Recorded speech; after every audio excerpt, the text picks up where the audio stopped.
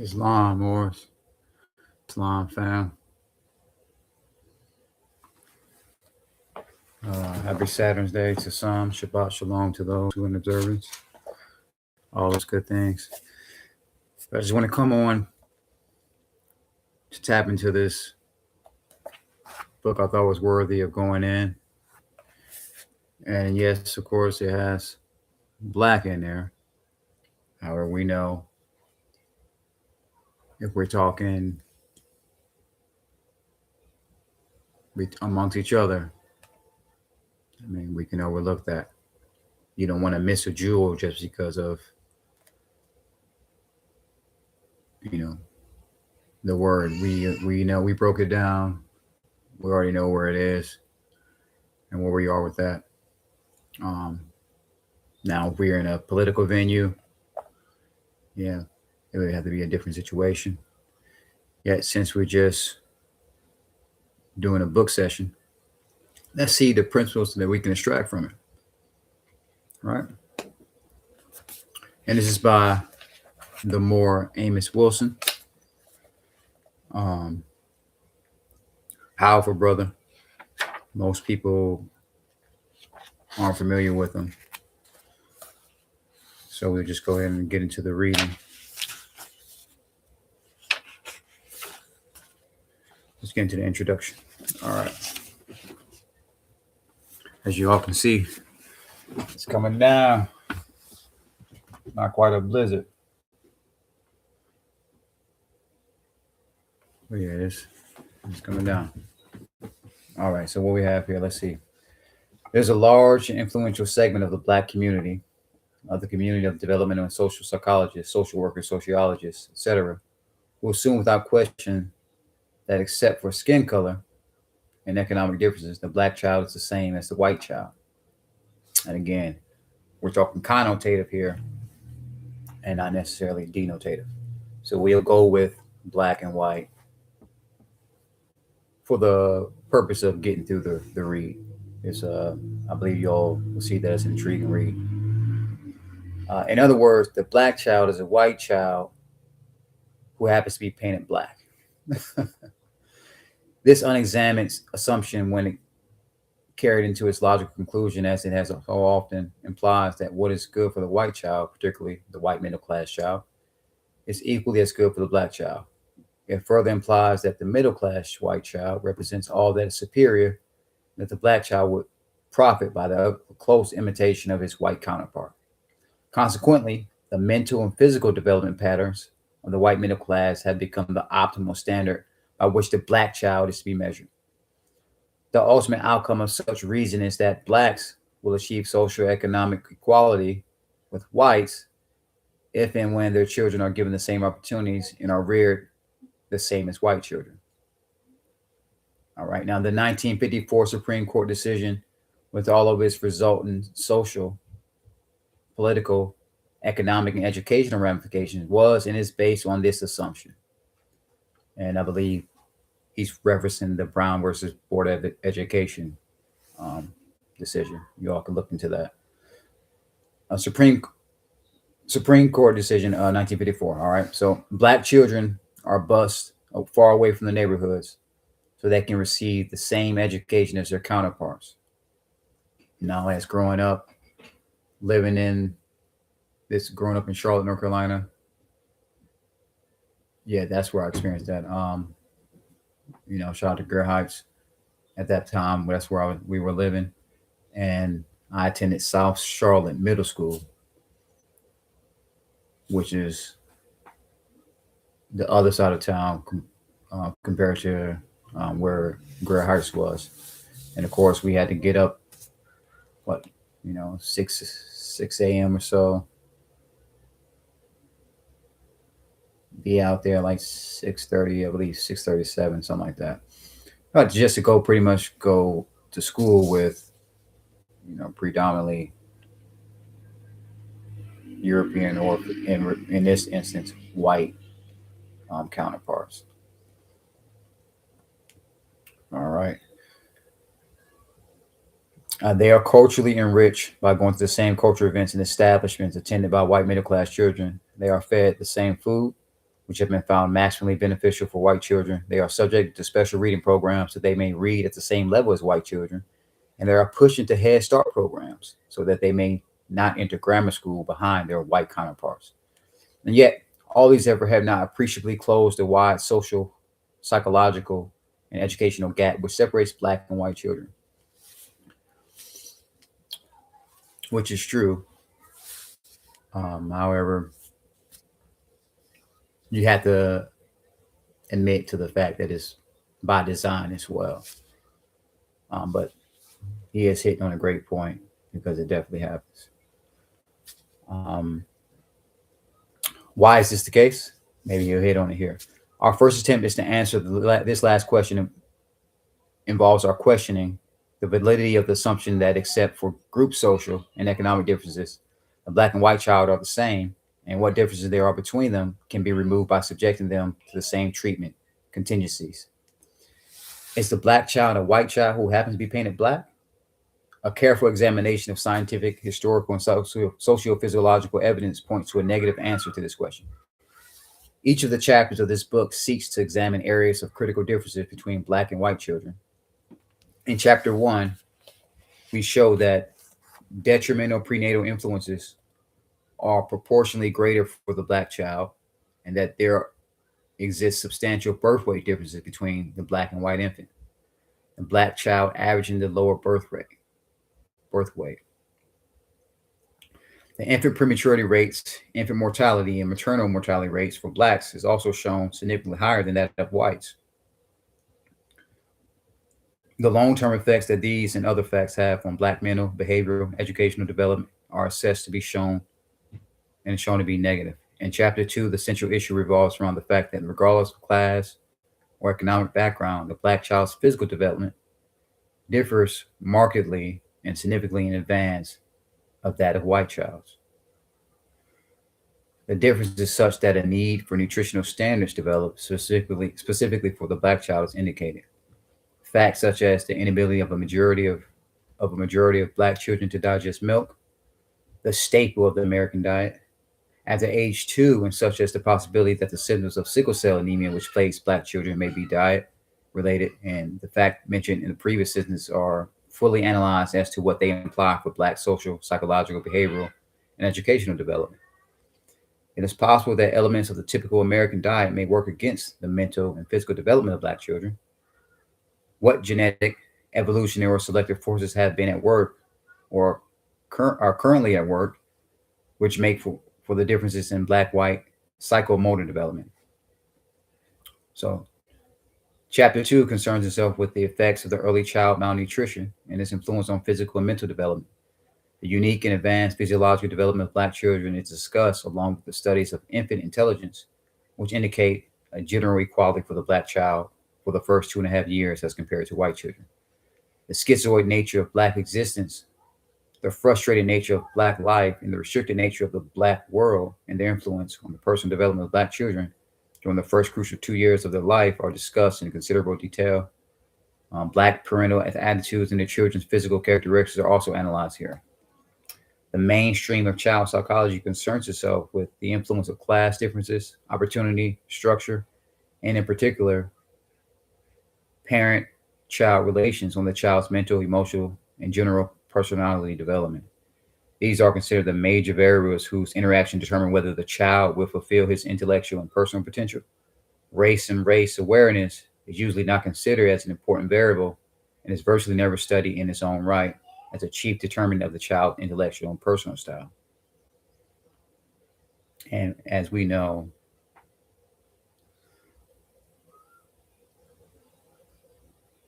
race is a social construct, right? Still and yet, in a society, especially a capitalistic society that we're in, having race pride would be far more beneficial than not having it at all. All right. Far more so than any other ethnic child, the shape of the black child's intellect and personality is determined by the concept of race. race awareness and race politics, economics, propaganda, etc., and psychology, which fails to treat these items as major personality and mental variables, is not adequate to deal with the Black child. This has been the greatest failure of American developmental, educational, and clinical psychology. Now, not really failure, again, because we know that it's by design.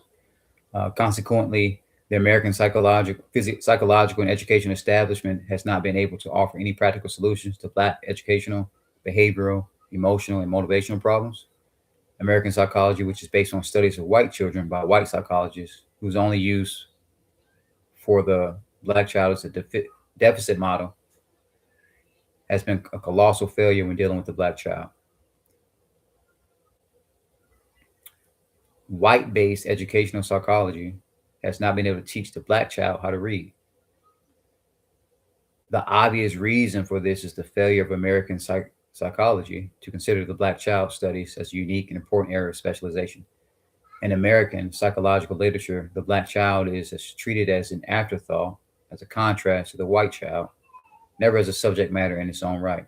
To ignore race and its many ramifications when dealing with the Black child's educational problems, emotional problems, or whatever, is tantamount to ignoring the child himself. And yet, this is exactly what American psychology does, and the price paid is too familiar to mention. Around the age of 3 years, the child begins to become aware of his ethnicity, and this awareness begins to have a very definite effect on many areas of his personality, including his self-identity, self-esteem, self-confidence, assertiveness, attitude toward his own and other ethnic groups. This is why it's imperative for fathers to be in a home and have presence instead of just being present, being there. You hear a lot of men say that, yeah, I grew up with a father in a home, but it's like I didn't have a father. So, since we're referring to younger boys, it's pivotal for you fathers out there that have sons to install that self esteem in your sons early on, and not only make them know how to love themselves and appreciate themselves, but become as self sufficient as possible early on. Starting with knowing how to tie their shoes, right? Even building little blocks that they might have. Of course, reading, writing, math, science, all these things. They don't have to, at 3 years old, obviously, they're not going to know everything unless you're just some type of uh, child prodigy. But ideally, we're speaking to the subconscious before we're speaking to the conscious at that age. So just install all those great ideas or concepts early on so that once the conscious mind is online, or once they are out of that amnesia state and consciousness kicked in, the subconscious and conscious can link up. Right? The dynamics of why Black children exhibit remarkably high levels of self and group rejection, lowered self esteem, and an inordinate affinity toward whites are fully discussed in Chapter 3. In 1972, Ashley Montague set forth the concept of sociogenic brain damage. He thereby proposed that the normal growth and development of the brain may fail to occur due to the lack of proper and adequate social stimulation.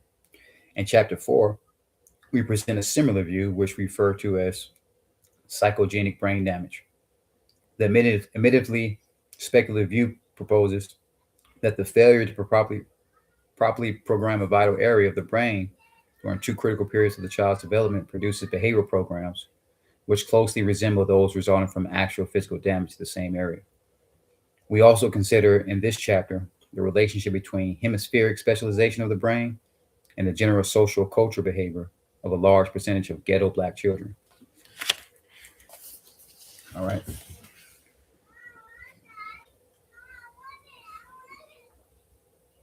All right. So, yeah.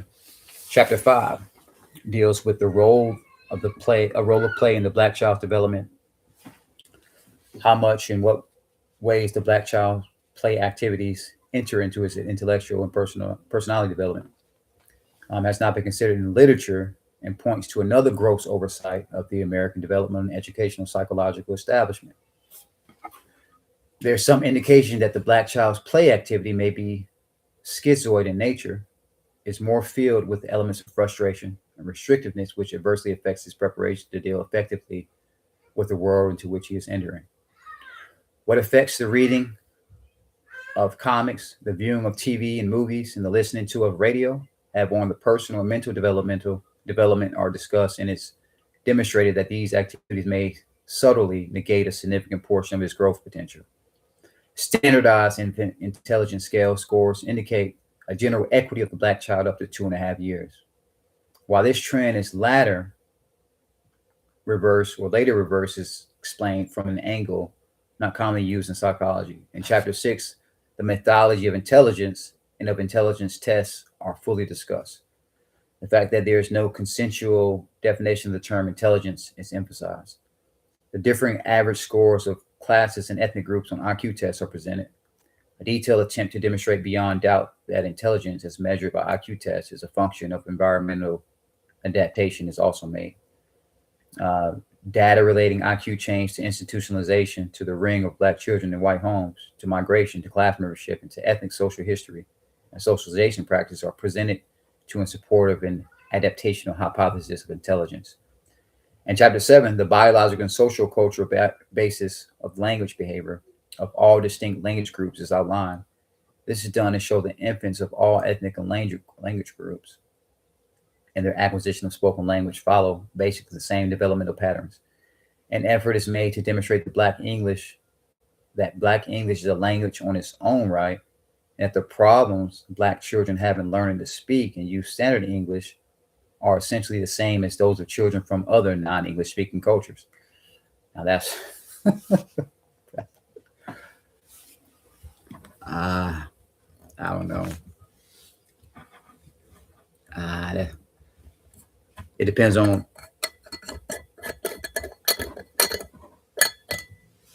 what we considering like speaking really is, because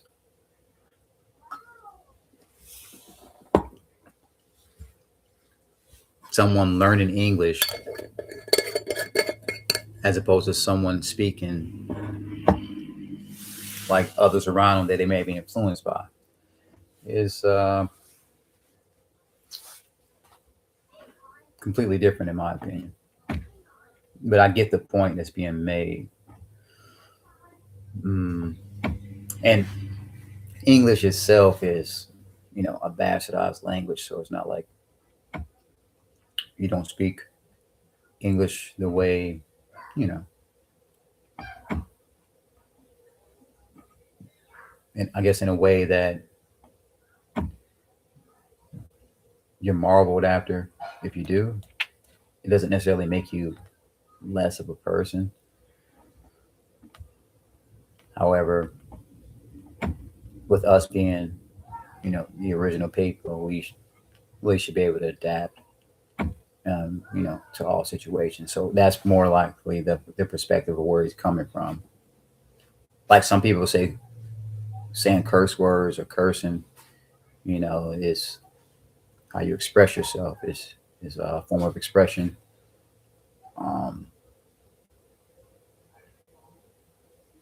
And then you have other people that say, well, when you use big words and things like that, you're,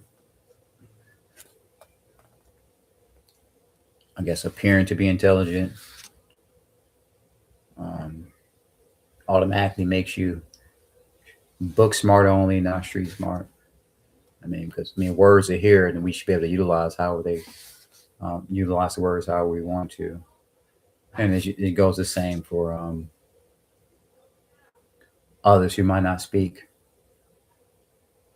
in a certain way that academia says is acceptable. However, it is intriguing that the Honorable Elijah Muhammad once said that cursing is baby language.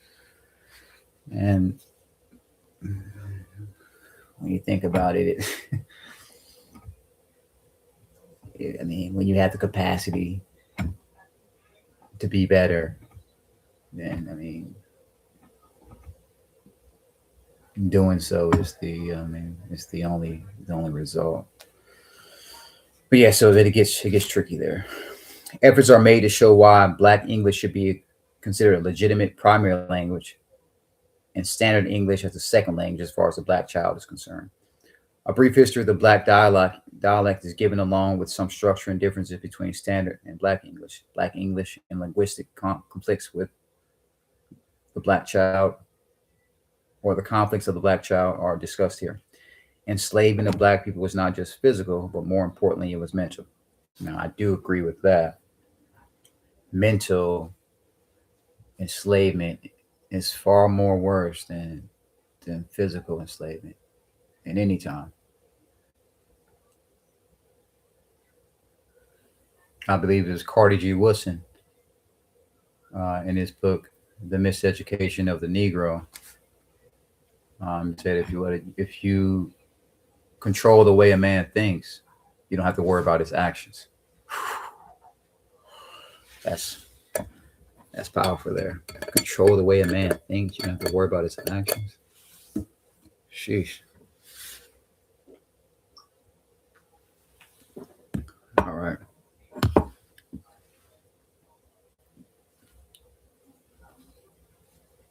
So blacks suffer from a slave mentality, which is the result of the most massive and successful behavior modification and brainwashing program in history. The socialization of black people in slavery, in a sense, has very definite and measurable influences on black behavior and cognitive behavior.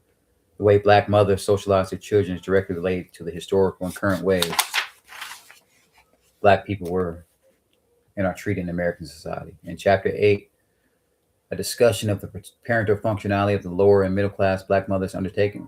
The class lifestyle of these mothers and their related socialization practices are considered at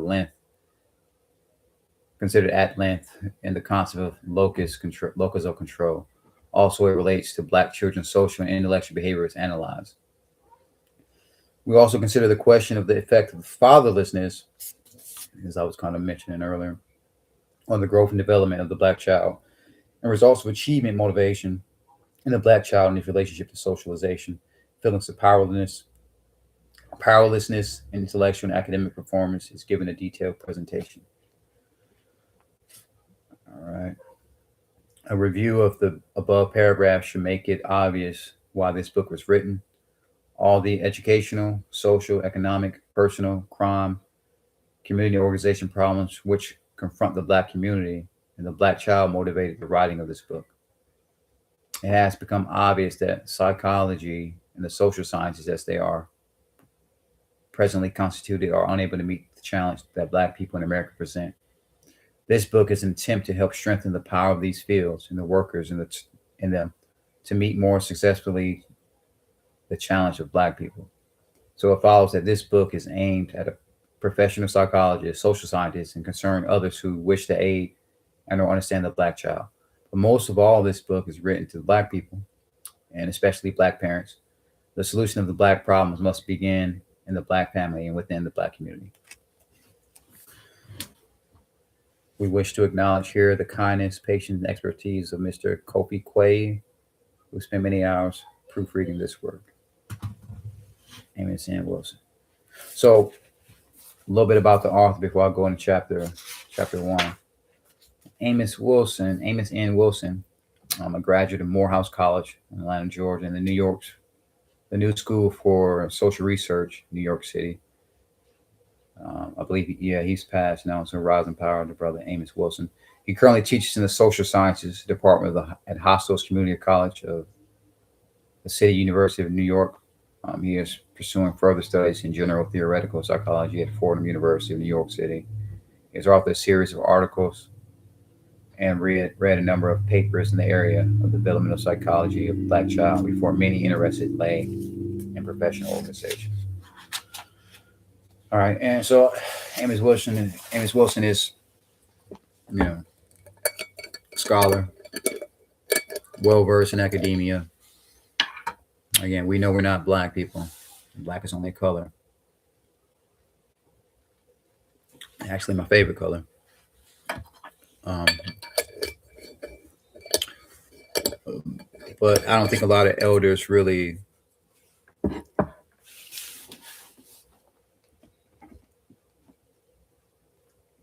figure out a way to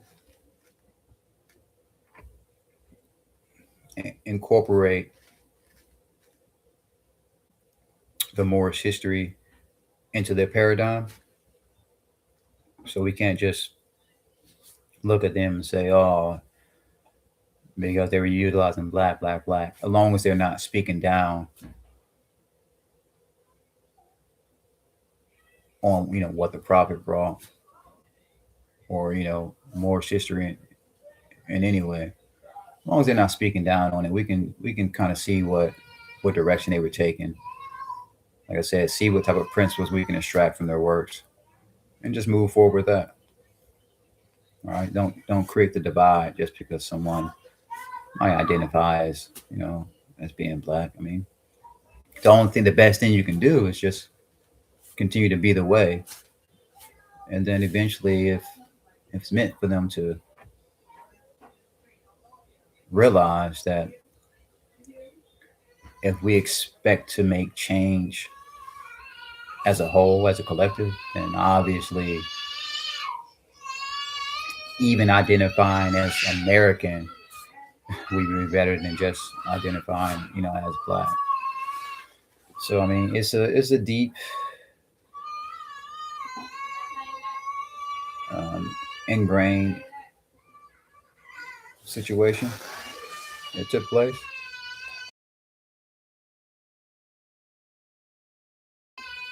So we gotta have grace with people. Just like y'all can hear my son in the background upset, but he'll be all right. But yeah, just gotta have grace with people. I mean, just if you can meet them where they at, cool. If not, just keep going in your travels.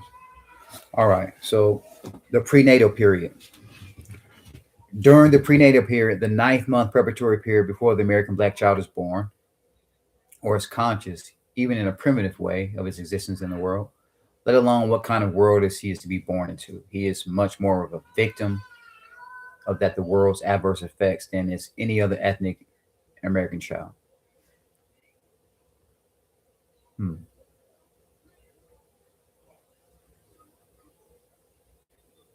Now, there are things that'll take place if you aren't really ready for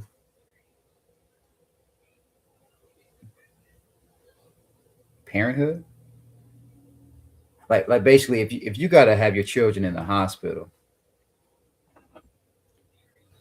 you,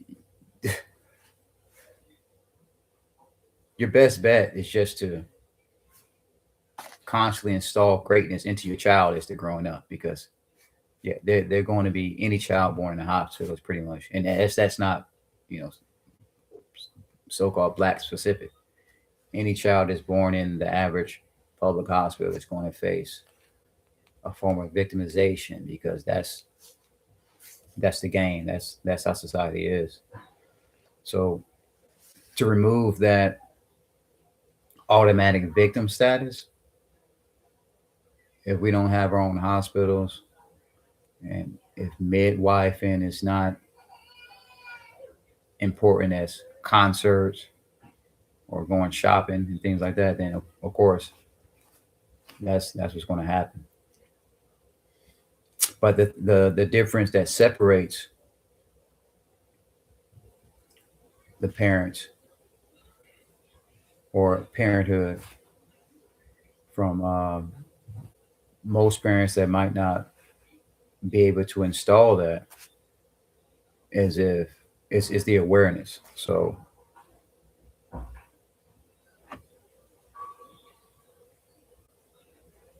long as you're installing that awareness in the children, um, they'll they'll catch on, and it'll be good. But again, you just want to remove all those obstacles as much as you can, and it's tough because um, in a capitalist society, when you haven't been taught about financial literacy, you're going to be at odds trying to make a living in a society. So adding other aspects of disadvantages if you haven't quite figured out how society works would only be detrimental. But it's not a permanent situation that you'll be in. The beauty of the mind is that you can always overcome your present circumstances. All right. The true poverty, the true victimization is really based on your mentality. Right. All right. So the unfortunate effects of slavery, past and present racial discrimination, and cultural deprivation make themselves felt during this period when the very foundation of life is being laid. From the beginning of his creation, the black child suffers both the emotional and physical consequences of the black condition in America. Now, if you remove the black condition ideology, then yeah, there might be a little, again, like I said, might be at odds a little bit. But completely destroying that narrative eliminates a lot. Um, Black life, like all human life, in many obvious and subtle ways reflect the influences of its prenatal existence. And the prenatal existence in turn reflects the wholesome or unwholesome nature of the maternal, paternal, intrauterine environment, her mental and physical life history, which includes that of her ancestors, and her prenatal, mental, and physical lifestyle and attitudes while carrying her child. This being the case, we can logically conclude that generally culturally deprived conditions of black existence are represented in the black mother's prenatal intrauterine environment and adversely influences her child's basic physical and mental development. Consequently, her ability to produce optimally healthy, fully potentiated babies is seriously handicapped. The prevailing socioeconomic emotional environment surrounding the majority of the black mothers expose them to factors which adversely influence the development of their unborn children. Such factors include poor physical health, inadequate diet, poor prenatal medical care, unfavorable age and parity, unhealthy emotional attitudes concerning the self, others, including the fathers, the world, and the unborn child, and finally,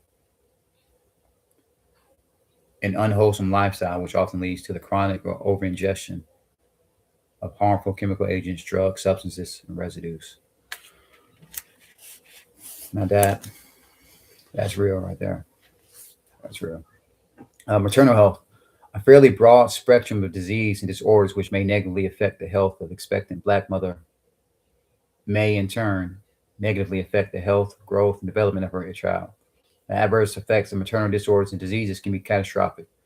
For example, maternal hypothyroidism, and endocrine disorder, which results in a deficiency of the thyroid hormone, which is so essential for the regulation of body metabolism and growth,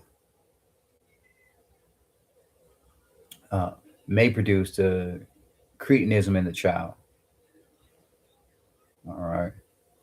In this instance, the bones and cartilage of the child fail to develop. Its stomach will be large, flabby, protruding, its skin rough and coarse, the hair shaggy, and its intellectual functioning far below normal. Other endocrine disorders may also cause micros- microcephaly, microcephaly, mental deficiency accompanied by a small, pointed skull, and Mongolianism, subnormal mental function accompanied by slanted eyelids. Okay. So the microcephaly is mental deficiency,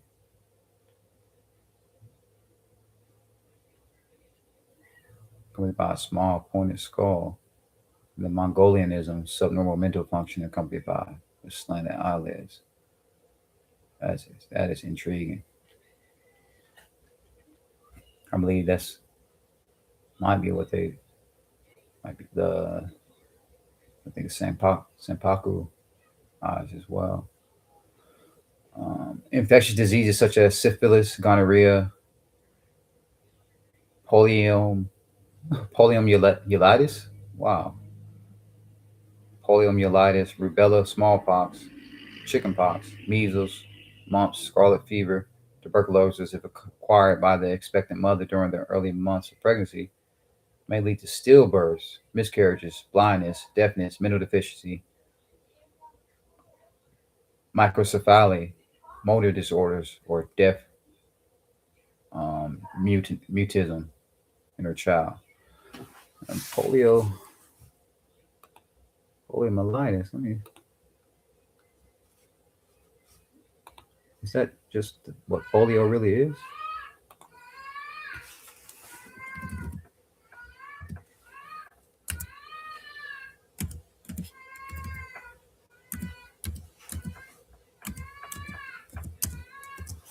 I never heard of that before.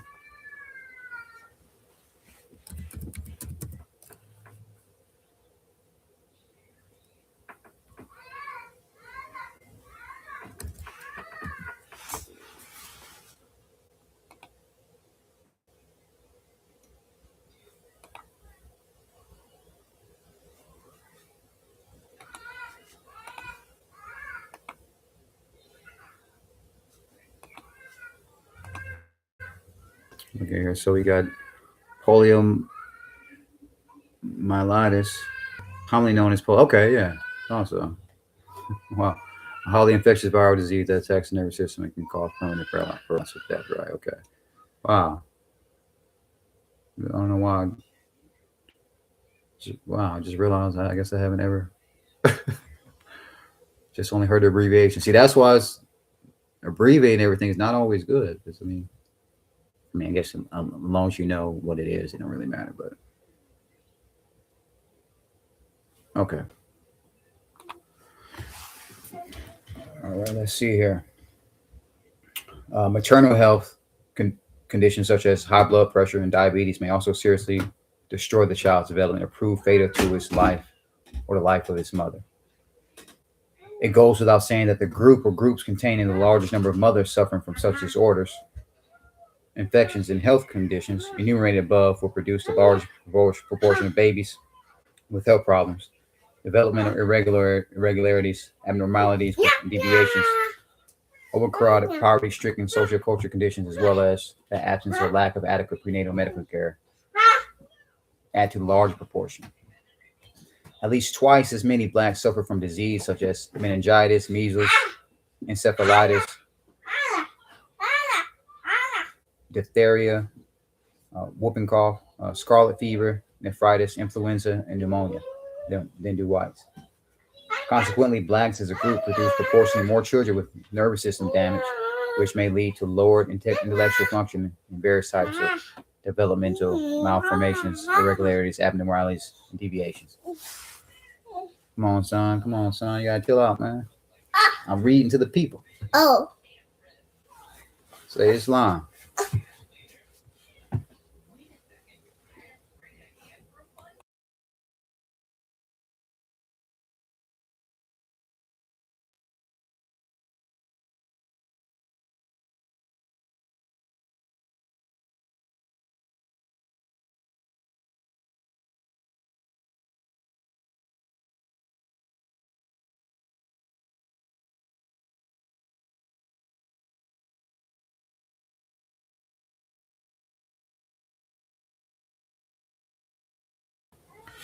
Islam, my fault. All right, here we go.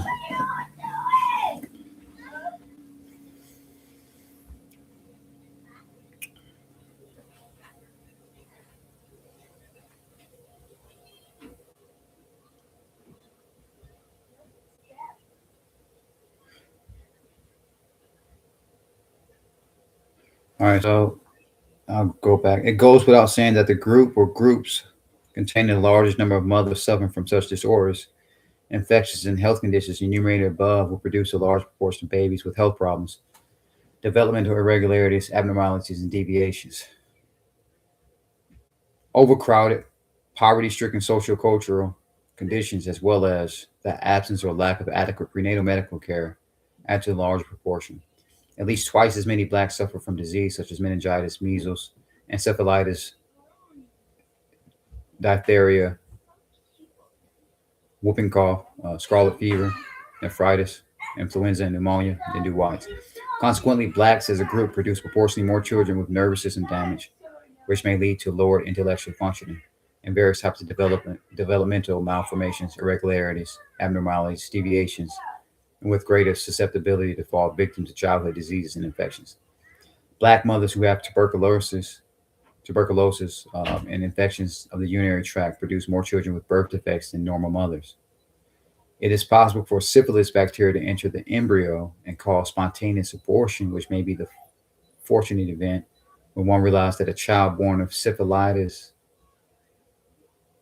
no, syphilitically infected mother may suffer from congenital syphilis itself. Measles, mumps, smallpox, chickenpox, and scarlet fever are all capable of being transmitted from the mother's body to that of her child.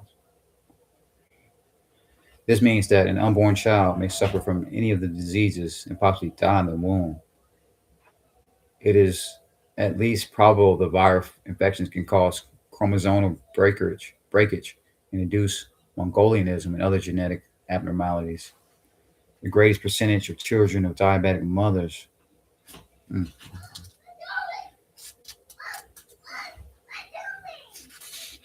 require special diet and insulin treatment at birth. In spite of special efforts, 21% of these children may die in the womb or soon after birth. Serious lower limb malformation occur more often in children born of diabetic mothers than to normal mothers. That's wild. High blood pressure is directly responsible for increased rates of spontaneous abortions, infant deaths, and maternal deaths among black people. Even if the unborn black child is not exposed to maternal diseases and infections while in the womb, he is far more likely than his white counterpart to contract these diseases and infections during childhood and adulthood. Thus, we can see that a relatively high rate of infections, diseases, and poor health conditions among blacks operate against the life chances of black children, as well as reduce their mental, physical, and social functioning. A great percentage of black people is black potential destroyed in the wombs of black mothers as a result of the black condition in America. And that's why they say the womb is the first school. And also the Prophet Noble Drew Ali, like I was mentioning on a show um, that I did on Dr. Kia Pruitt's channel, on chapter 1, More Holy Quran.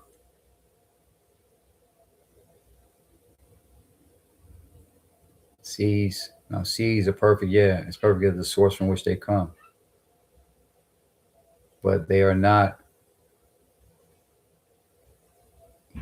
made into full manifest. Not made into life made manifest. The child is as perfect as the mother is. So mm, that lines up there. And so you can see overall, like I said, that's why it's good to go into what these elders were talking about instead of just automatically dismissing them because they might you know say black people, black man, black woman, black child, and all this other stuff. Like it's just that's that's how the society is. All right. So let's see here. That's wild though. But the first womb is the womb is the first school. So mothers, you all have to realize that you have a huge responsibility when having children. So don't do it haphazardly. Or don't do something just because you can or there's an incentive behind it. Make sure as much as you get excited about watching a show or going to work or whatever you get excited about doing, You got that same energy has to be there for the children. Otherwise, we'll just continue that perpetual cycle. And fathers as well. You all have to know that when a woman has a child, first she's using all of her chi to have the child. So of course she's not going to be the same after that. So you have to know that before,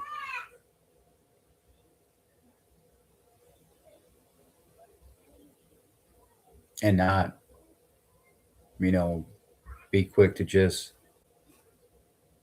give up or just, want to be away because things aren't how they used to be.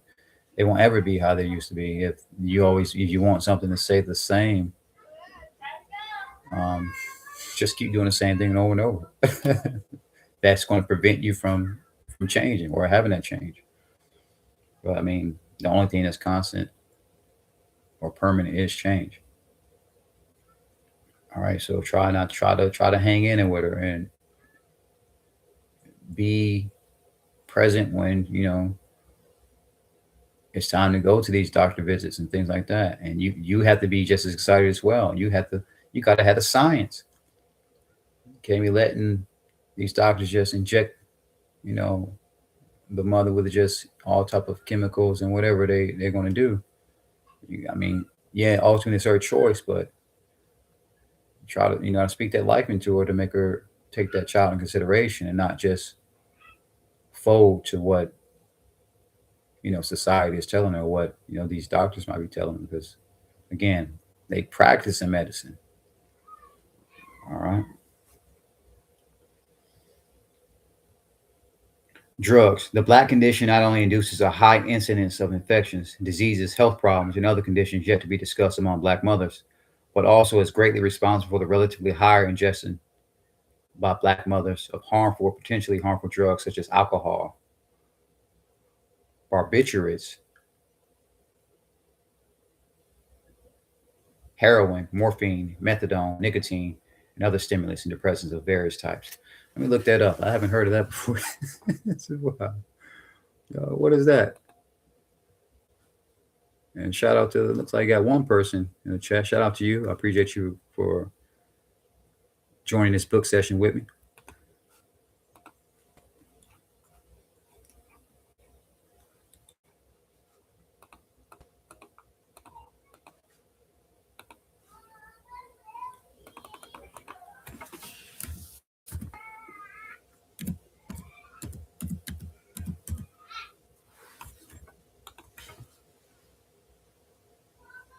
Barbitur- Barbiturates are potent central nervous system CNS depressants derived from barbituric acid, primarily used as sedatives, hypnotics, and anticonvulsants. They function by enhancing the inhibitory effects of GABA in the brain to treat insomnia, seizures, and manage surgical anesthesia. Common side effects include drowsiness, confusion, and reduced coordination. I mean, of course, that'd be an issue. I mean, I wonder if there's a link to epidurals starting that, or even one of epidurals or inducing the mother kind of get that started.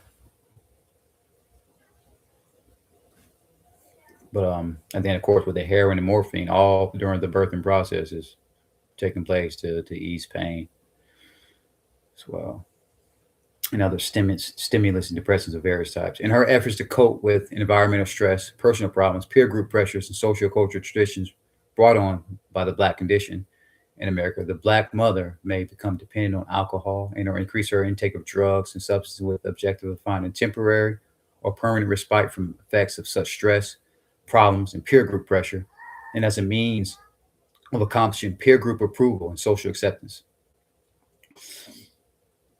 So this is all the effects of drugs taking place.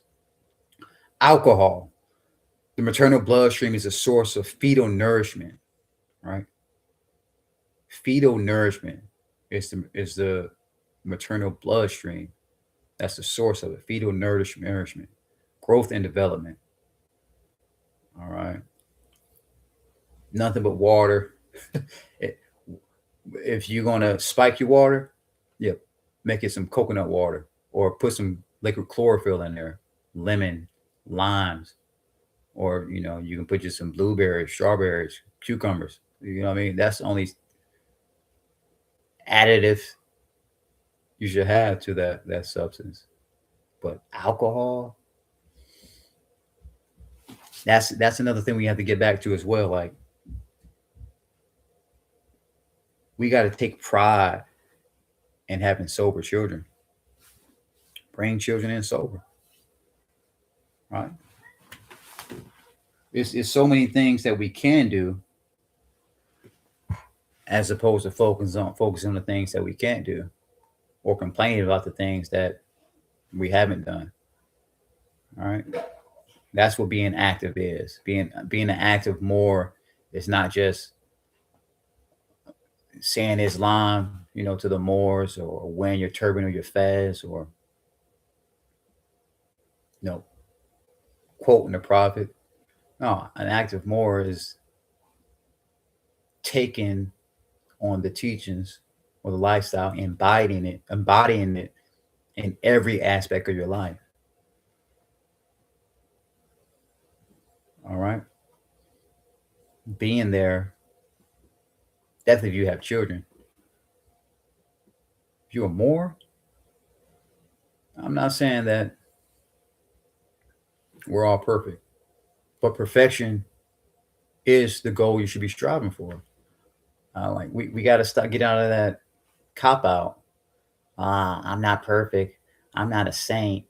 Uh, no, that's because you don't want to truly take on the active role to obtain self mastery, which will lead to self realization or self actualization, which goes after that transcendence.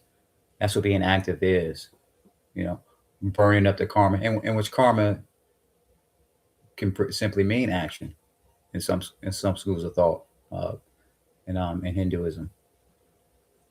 But karma also, uh, where you gear your action towards, and your action leading you to those unbound passions that's also part of that karma that has to be burnt up. That's why the prophet knew what says, keep your passions bound up in righteousness, right? Vices, all right? Does the vice control you or do you control the vice? Truly, all right? Substances which may acutely or chronically upset the healthy constituency of maternal blood, and impose a strain on her physiological resources and functioning, directly or indirectly impose a burden on the fetus's physiological resources and functioning, and thereby poses a threat to the fetus's normal mental and physical development. Even if the consumption of alcohol by mothers is low or non existent, the threat of this drug to their unborn children would still be present due to the relatively high consumption of alcohol by Black fathers. So, again, accountability from both areas, from both parents. Again, active more. The prophet said, Morris, you should be like your prophet. I don't smoke or drink. And yeah, if you do, don't stop everything once. You might tear something up. Now, that don't mean to don't stop everything eventually, right? And again, if you truly want to be like the prophet or embody the teachings, then obviously the best thing would be to do would be let go of it.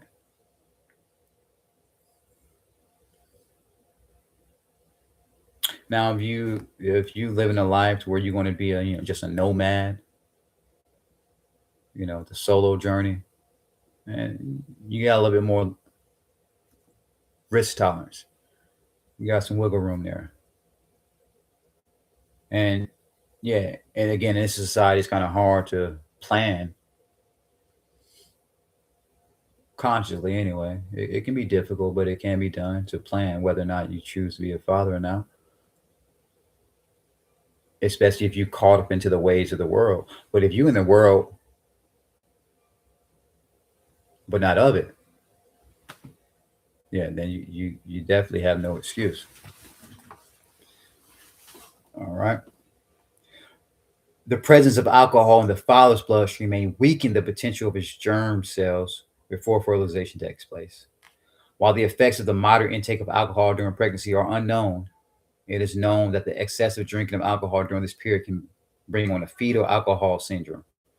The symptoms of this syndrome are retarded physical development, which never attains its full genetic potential, retarded motor development, subnormal intelligence, heart abnormalities, small heads with concomitant facial defects, and deviations in the structure of the joints. Mm. Addictive drugs. The taking of various barbiturates, and other stimulants and depressants by the expectant black mother may virtually immobilize her unborn child. The heavy or continued intake of certain barbiturates may asphyxiate the fetus and damage his brain. Despite the relative lack of media attention currently, the addiction to morphine or heroin is still quite extensive in the black communities. Let me see. Now, this was wrote in 1978. So far,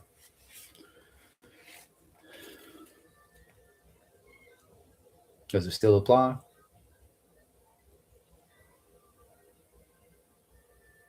Maybe not 100% to the degree that he's speaking, but I mean, and that's a maybe. But the black conditioning is still a thing. It's still a theme. The black conditioning or the black condition is definitely still relevant. It definitely still exists. All right.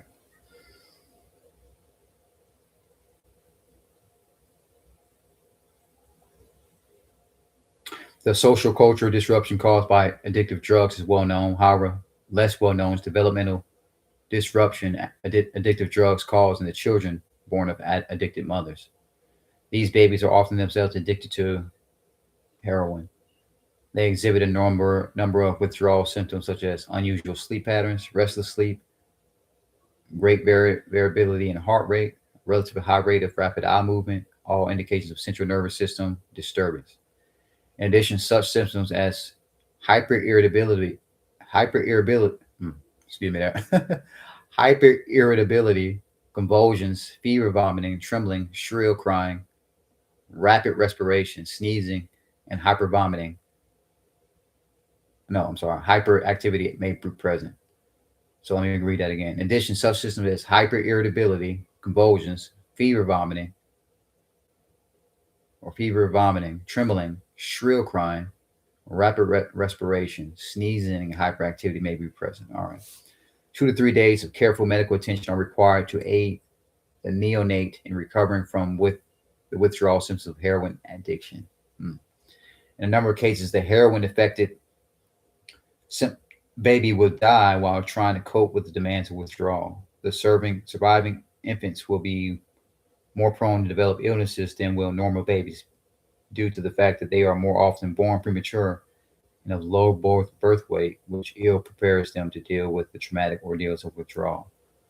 The longer the mother has been addicted to heroin, the more severe the symptoms suffered by the newborn. Drug addicted mothers tend to develop premature menopause as well as lower fertility, thereby increasing the probability of giving birth to low birth weight or premature babies when they do conceive. Mm. In many drug rehabilitation programs, methadone is used as a substitute for heroin since it does not bring on the less desirable physical and social side effects of the drug it replaces. However, there is evidence that methadone, when utilized by pregnant women, may lead to more severe withdrawal symptoms in the newborn of women who have been addicted to heroin. Marijuana, which is not an addictive drug, has no demonstrated effect on the fetus. Intriguing. Mm. And this is in 1978. Now, Let's not take this and run with it, because like I tell people,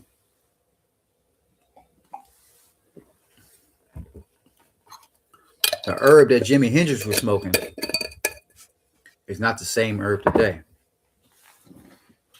So you got to be careful with that. Buy it from the dispensary. Yeah, good luck. Best bet is to be growing your own, unless you know farmers or growers. Other than that, I mean, yeah, good luck. Nicotine. Nicotine is a potent narcotically poisonous drug. The nicotine enters the fetal circulatory system and adversely affects many parts of its body, including its heart, vascular system, and other organs, which diminishes the fetus's supply of oxygen and nutrition. Smoking generally reduces the expectant mother's appetite and consequently may reduce her intake of proteins and other vital nutrients needed for proper fetal development. Depending on the individual fetus, the fetal heart rate may be greatly accelerated up to 39.6 beats per minute, faster than normal, or decelerated by 16.8 beats per minute, slower than normal by maternal smoking. These reactions by the fetal cardiac and related vascular systems may lay the basis for future cardiac and circulatory disorders in adulthood. It has been firmly established that maternal smoking produces more premature, low birth weight infants, more miscarriages, stillborn infants, and infants who die soon after birth. Okay, so obviously he's not talking. And now this example, he's talking about nicotine. So that'll be cigarettes. All right, but don't be smoking a cig weed either. All right. Other things held constant: the frequency of premature births are in almost direct proportion to the amount of smoking done by pregnant mothers. Mothers who smoke more than 10 cigarettes per day, heavy smokers, have the highest prematurity rate. Mothers who smoke 1 to 10, no, sorry. Yeah, so and the lowest rate is maintained by non-smoking mothers. All right. Mothers who are heavy smokers produce nearly twice the number of premature births as do non-smoking mothers. All right. Mental malnutrition. Since the fetus obtains its nourishment from its mother's bloodstream, it's essential that the mother's diet provide necessary nutrients for the fetus to attain its full genetic, mental, physical potential.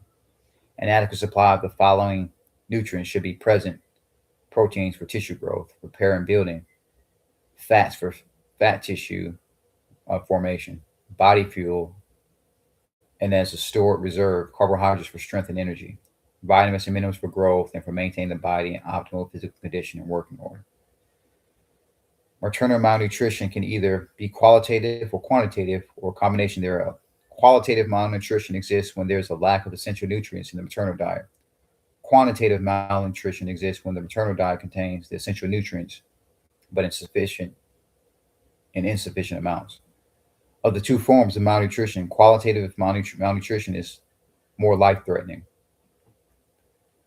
In prolonged or severe qualitative hunger, a vitamin deficiency occurs which becomes harmful to the fetus. The fetus of the quantitatively hungry mother, provided she eats food containing the necessary nutrients, will get its share of nutrients even if it is at the mother's expense. However, prolonged severe quantitative and qualitative hunger is physiologically dangerous or life destroying. There are an estimated 23 million persons who may be suffering from malnutrition in America alone. Worldwide, a billion or more people suffer from malnutrition. This amounts to a third of the human race. Almost all children born to poor parents in undeveloped nations suffer some degree of qualitative or quantitative malnutrition. The degree of malnutrition for millions of these children can only be described as severe. Returning to the U.S., as we have noted, malnutrition is quite extensive, especially among poor blacks and whites. The number of children of women childbearing age living in poverty-stricken circumstances is approximately 5 million, more or less. Now that could possibly be increased today. Poverty also almost certainly ensures poor diet.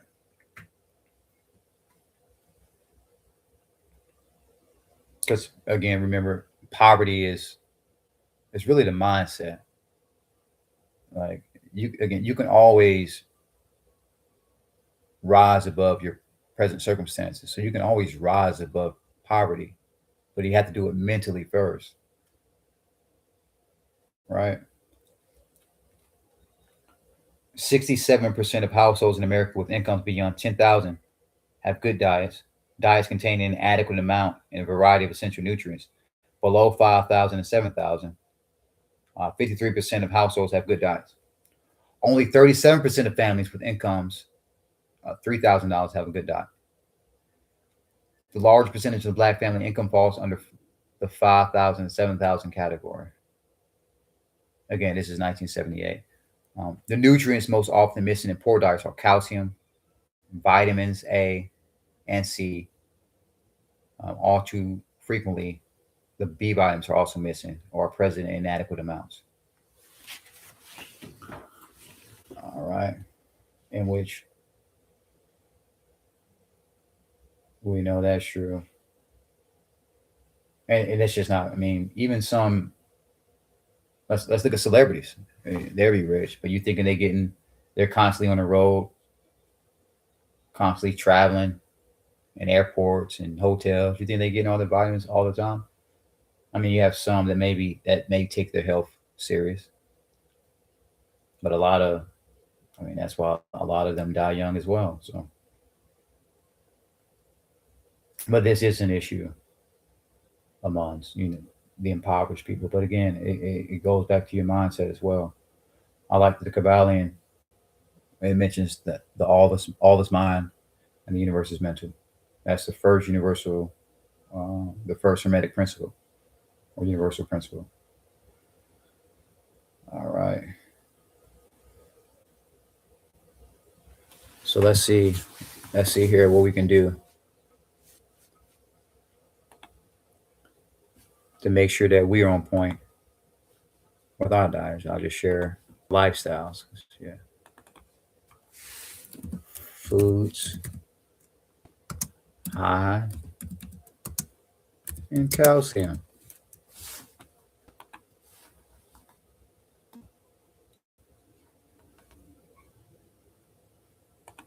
We want to go for the highest. Okay, let's see. Dairy, milk, yogurt, and cheeses like Parmesan. Fish with, uh, now it might have calcium, but you too much of those, you might will throw off the other vitamins that you need, or might cause imbalances. You might not want to mess with those. Let's see, riches in calcium. But then we have fish, sardines, canned salmon for some. Dark leafy greens, kale, collards, bok choy, tofu made with calcium, sulfate, almonds, edamame, calcium fortified plant milks. All right, so that's just a generalization there. Let's see here. Let's go with the top fruits highs in calcium. We got oranges or orange juice, obviously prickly pears, tangerines. There's also, you can take a zinc, copper. I think there's because sometimes it might not be the calcium, you might need the magnesium as well. You can do the zinc, copper, and magnesium, or the copper and calcium mix as well. You can get the supplements. Let's do vitamin A.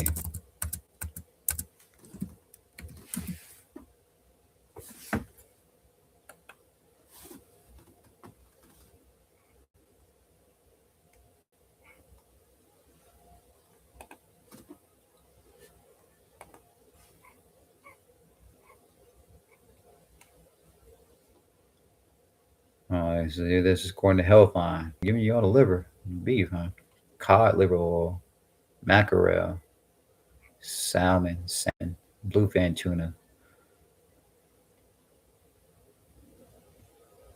goose, live pate, can, goat cheese, butter. Yeah. Yeah, and again, before you just automatically assume that meal plan, just email me at illuminatedfitness7@gmail.com. We just seeing what we can find on Google, just going for a quick search.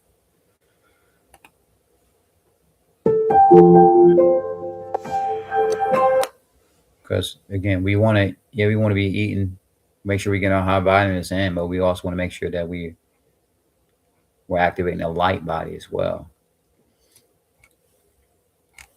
So I might have to read the book, The Spiritual Nutrition and Rainbow Diet as well together. Kind of get some ideas. I'll show you there. Okay, so we didn't look at the B vitamins either, right? Let's get the generalization of B vitamins.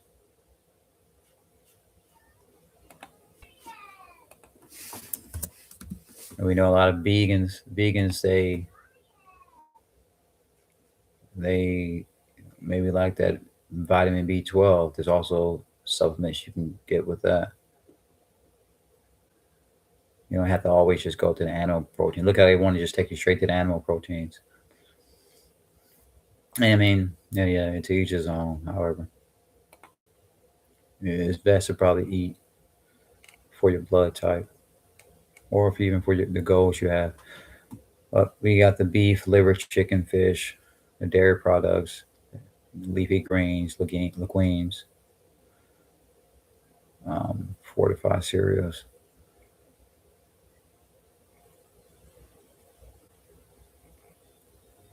Now that's one of the reasons I do eat the salmon or the salmon.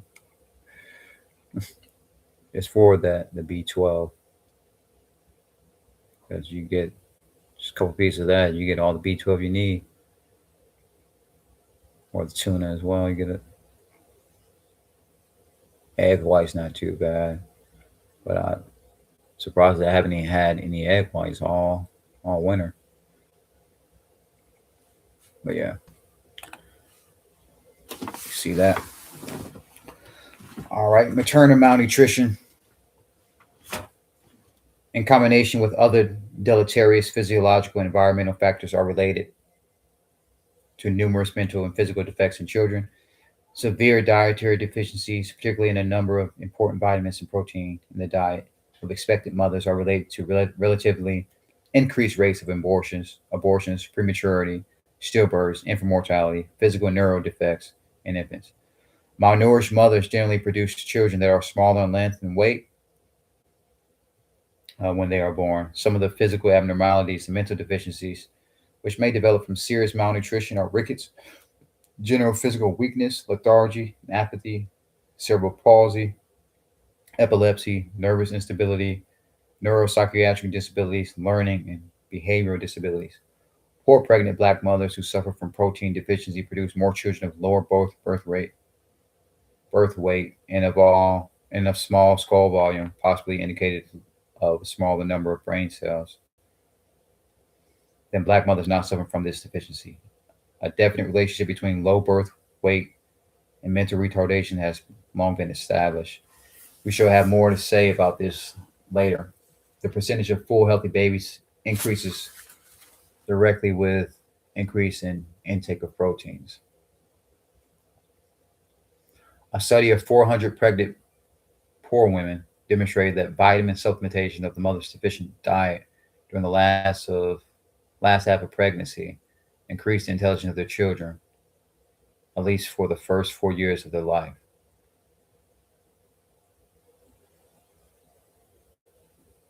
Hmm. Just from the vitamin supplementation.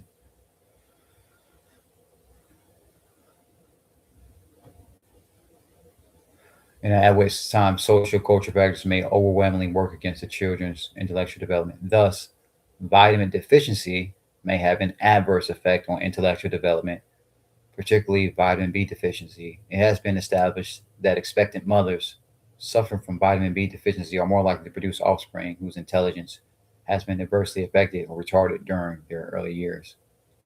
A niacin deficiency may cause personality and behavior changes similar to apathy and even psychosis. An experiment where the diets of a group of low income expectant mothers were supplemented during pregnancy and lactation, while another group of low income expectant mothers were not supplemented, demonstrated that the children born to the supplemented mothers had in early childhood significantly higher IQs than those of the non supplemented mothers. And what would be intriguing to know is if what exactly are they basing intelligence off of? I mean, if it's just an IQ test, that can be that can be kind of broad.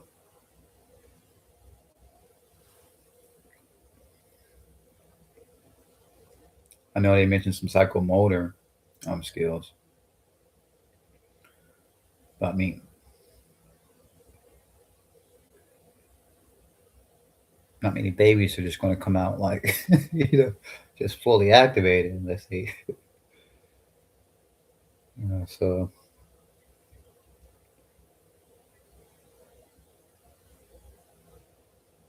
because we usually see like it'd be the children that actually born to the mothers like was crackheads or is from crack, they come out to be friggin' beasts and amazing, extremely talented. It's like seems like the more crazy the environment is the the uh, the better the child end up being. Again, that's just my opinion as well. And he using studies to support his claims. So for me, I guess I would have to actually see those studies. Not to say what he's saying is just not true, but it's just like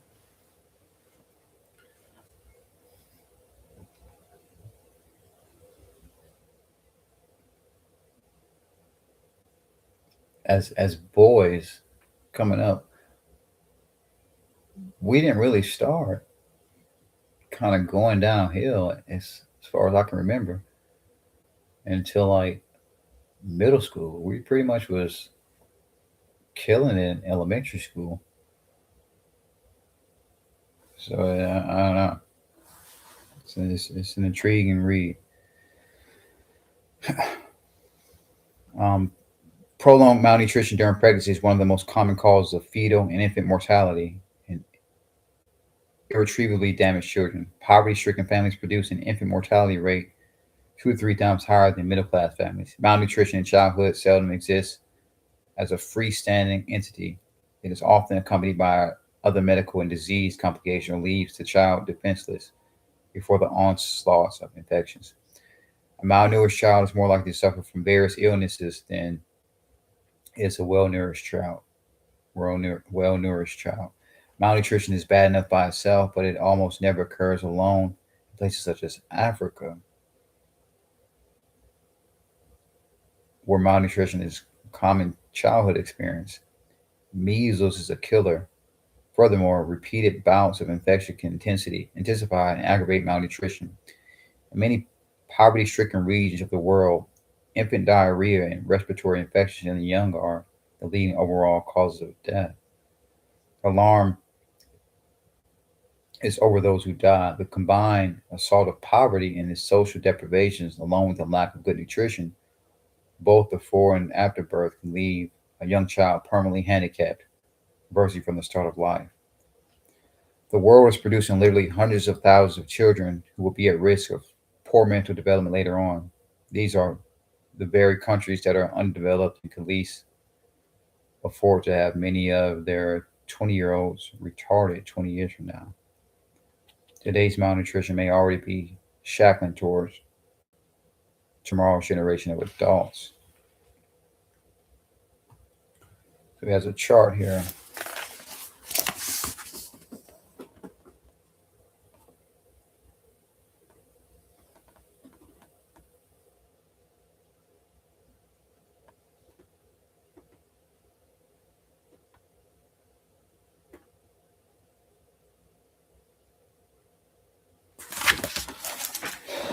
Death rates under 1 year per 1,000 live births.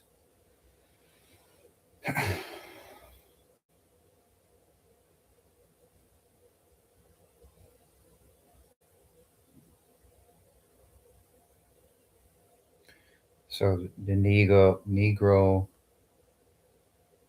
male, so-called Negro male and female, are leading the charge. It looks like um, male around 44%, I would say, and you have the female around 37%. Then right after that is the American Indian, which is like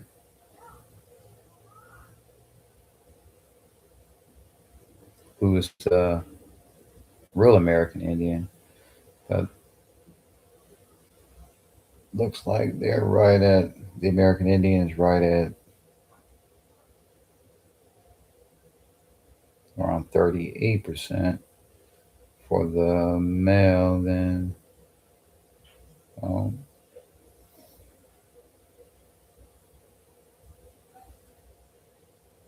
35% for the female.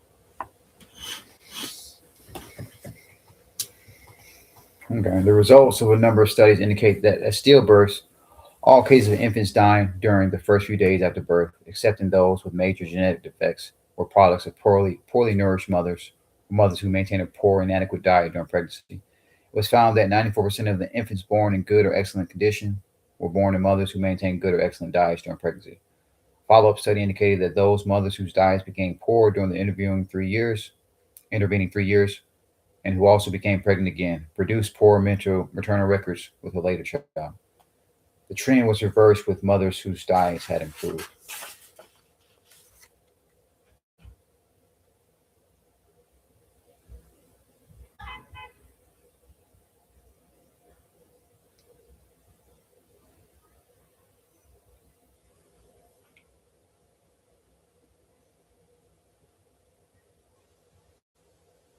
So there's another chart, and they based it off of New York.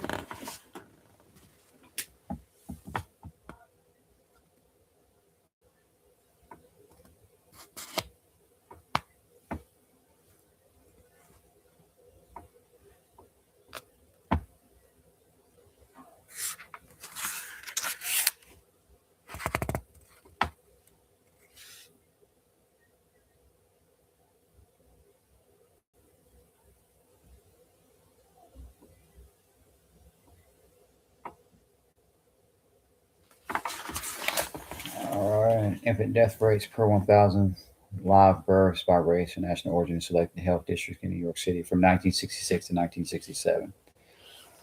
Maternal malnutrition, mental retardation, subnormal below average intellectual functioning, which begins during the developmental period and which is associated with impaired adaptive behavior, is referred to as mental retardation. This term also covers such concepts as feeble mindedness, mental subnormality, and moronity.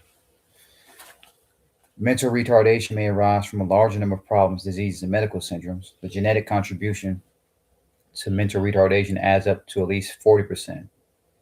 Not much is known of the hows and whys of the genetic basis of subnormal intellectual functioning. Pathological abnormal mutant genes determine cerebral, structural, and metabolic abnormalities, which contribute significantly to the mental retardation and other physiological deviations. They may do this by interfering with or destroying various metabolic processes involving the utilization of proteins, carbohydrates, and fats for normal mental and physical growth, development, and functioning. The possibility remains that the contribution of abnormal malfunctioning genes may be smaller than current estimates would indicate, and that genetically determined retardation is more the result of interaction between the genes and the prenatal intrauterine environment.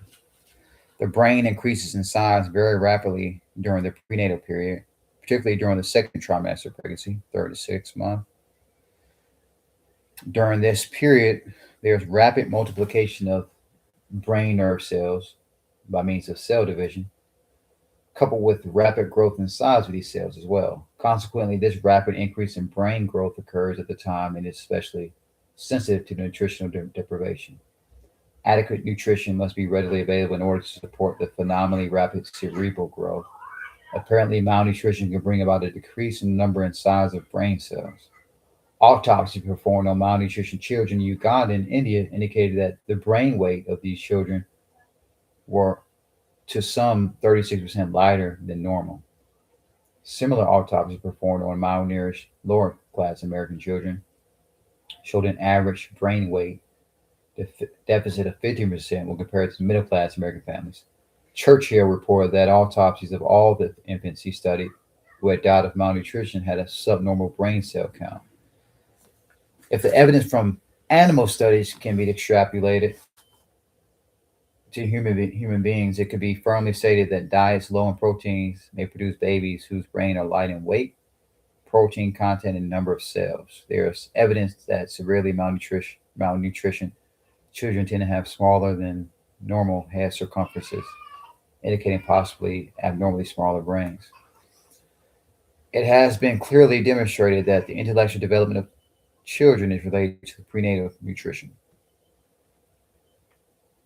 A growing preponderance of evidence points to strong positive correlates between prenatal malnutrition and later mental retardation. A study of malnutrition children from underdeveloped countries showed that them to be impaired in intelligence and sensory motor coordination, to be generally apathetic and limited in learning ability. A study of 4-year-old American children who were the offspring of mothers who had an inadequate amount of protein in their diets during pregnancy exhibited significantly lower IQ scores than the 4-year-old offsprings of mothers who had an adequate amount of protein in their diets.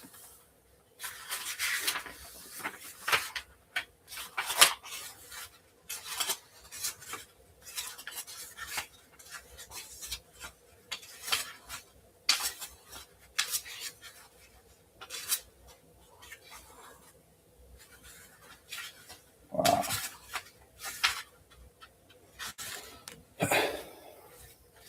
All right. This is this is pretty wild here. Mental age and parity. Studies have indicated that on the whole, the optimal childbearing age for women is between 21 and 28 years. Before 21, the female's reproductive apparatus has not fully matured, and hormones necessary for reproduction have not attained their full potential. After 28, and with increasing age until menopause in the 40s, reproductive and hormonal changes drastically increase the chances of the mother producing miscarriages, stillbirths, and infants with a variety of serious developmental irregularities. Wow, okay, so we have a figure here: number of maternal deaths for each 100,000 live births given for non-white and white women. This is based off 1963 and 1965 by age.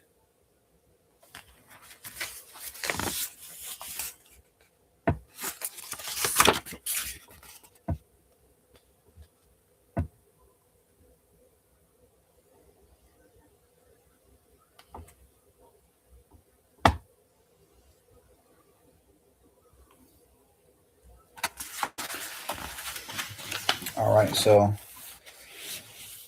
let's see here.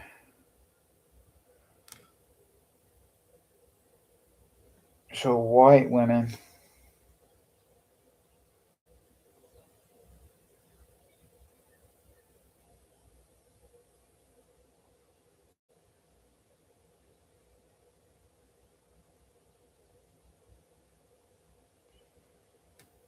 were ages under 20,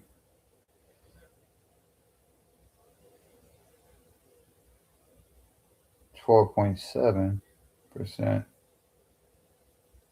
and non-white 45.7% under 20.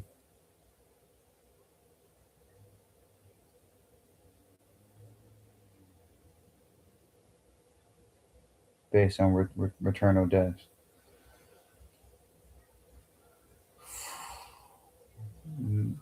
2024, non-white 47.4, white 2.9, ages 26 to 29, 92.4 for non-white, 16.5 for white. That's ages 26 to 29.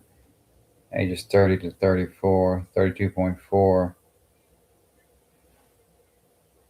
compared to 136.5 non-white, white 32.4. Ages 36 to 39, 255.1 for non-white, 61.3 for white. Ages 40 to 44, 295.6 compared to 94.5 white. And all ages over 44, 90.2 non-white, 22.4 white. And this is data from the Statistical Bulletin Metropolitan Life Insurance Company in 1968. The mother aged 35 or older, particularly if she's having her first child, will be in labor an average of an hour and a half longer than normal.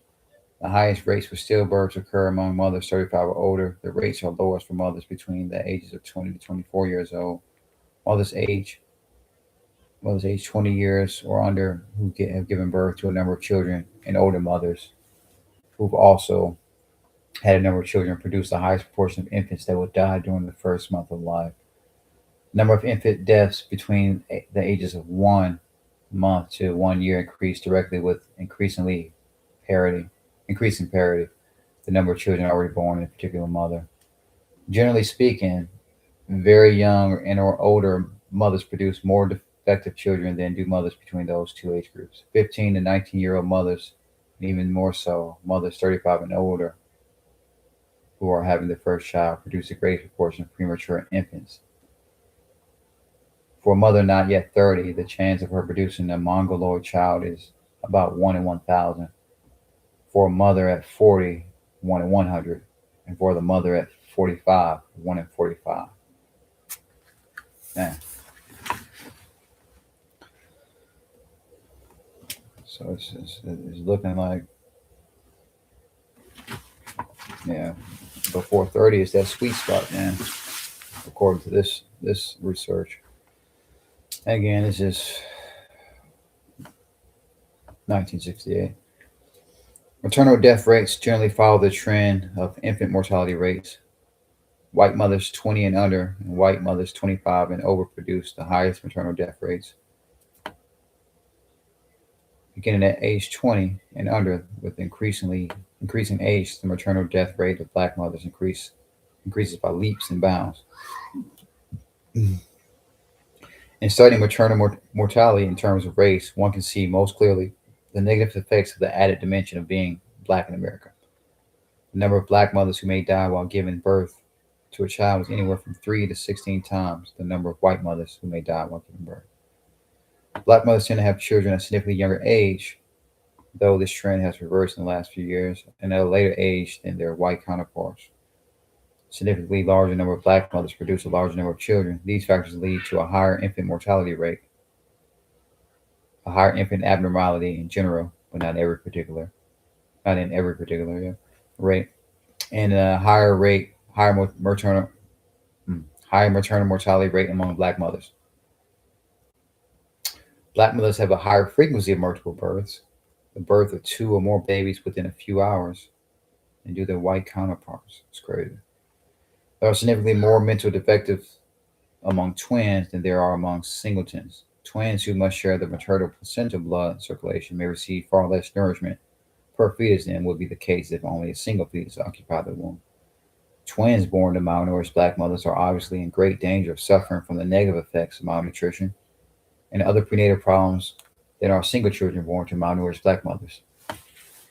Well, before that, I wouldn't really taking twins into consideration. Just that's obviously something to think about as well. So you have more responsibility, extra responsibility. Family size and intelligence. The family size, the length of time between births of children, whether the births are single or multiple, have been shown not only to be related to the increased possibility of maternal and infant mortality or giving birth to infants who may suffer some physical handicap, but also has been shown to be related to reduced IQ. Generally, children in large families, from families with short time intervals between births of children who are part of multiple births, tend to have lower IQs than children from the opposite circumstances. Regardless of class, social, cultural, or ethnic background, The most intelligent children come from the smallest families, from families where the longest time intervals exist between births. Well, that makes sense.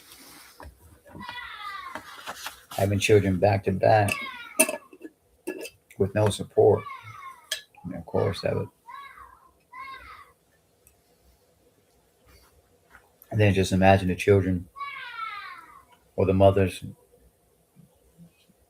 pregnant, not really wanting the children.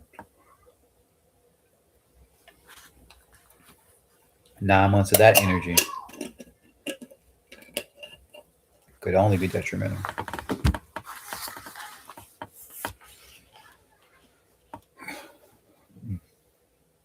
Babies born within 1 year of previous gestation were matched with controls born 2 to 5 years after the previous gestation. Matching was done for sex, race, hospital of birth, and socioeconomic status. Their gestation ages were equal, but the babies produced in rapid succession averaged significantly lower birth weights, lower scores on the Bailey test at 8 months, and lower Stanford Binet IQs at 4 years. At 1 year of age, the average baby in the experimental group had a smaller head and delayed motor development. Barrett conducted a survey in Scotland in 1969 along the lines of the study just quoted. He reported that it is clear that the women who has 5 or more children,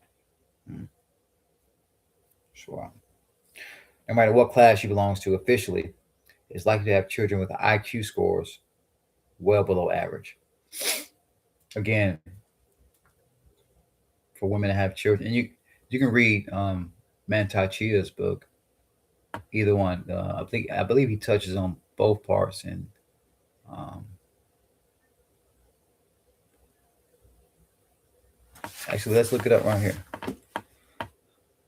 I believe it's like cultivating male sexual energy and cultivating female sexual energy.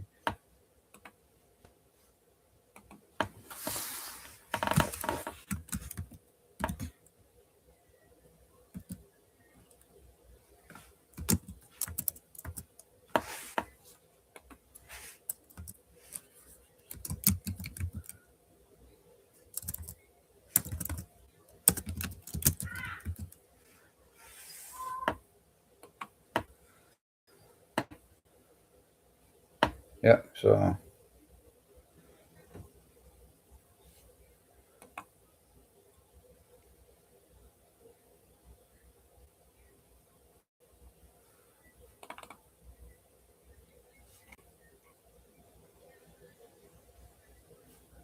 based on that one,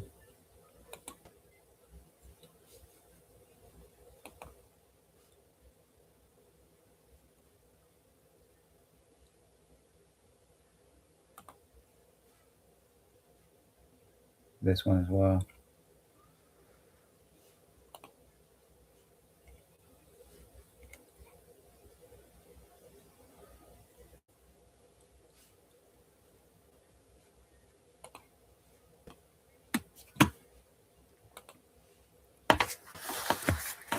It goes into how, like I said earlier, women use all the chi, a lot of the chi to have children. So I mean, the life force is everything. So the more you let go of it, of course, and that's why these most with children, it's evident that it'll take a toll. That's pretty wild. And that doesn't. It's in no. It doesn't matter what class. So that's something there.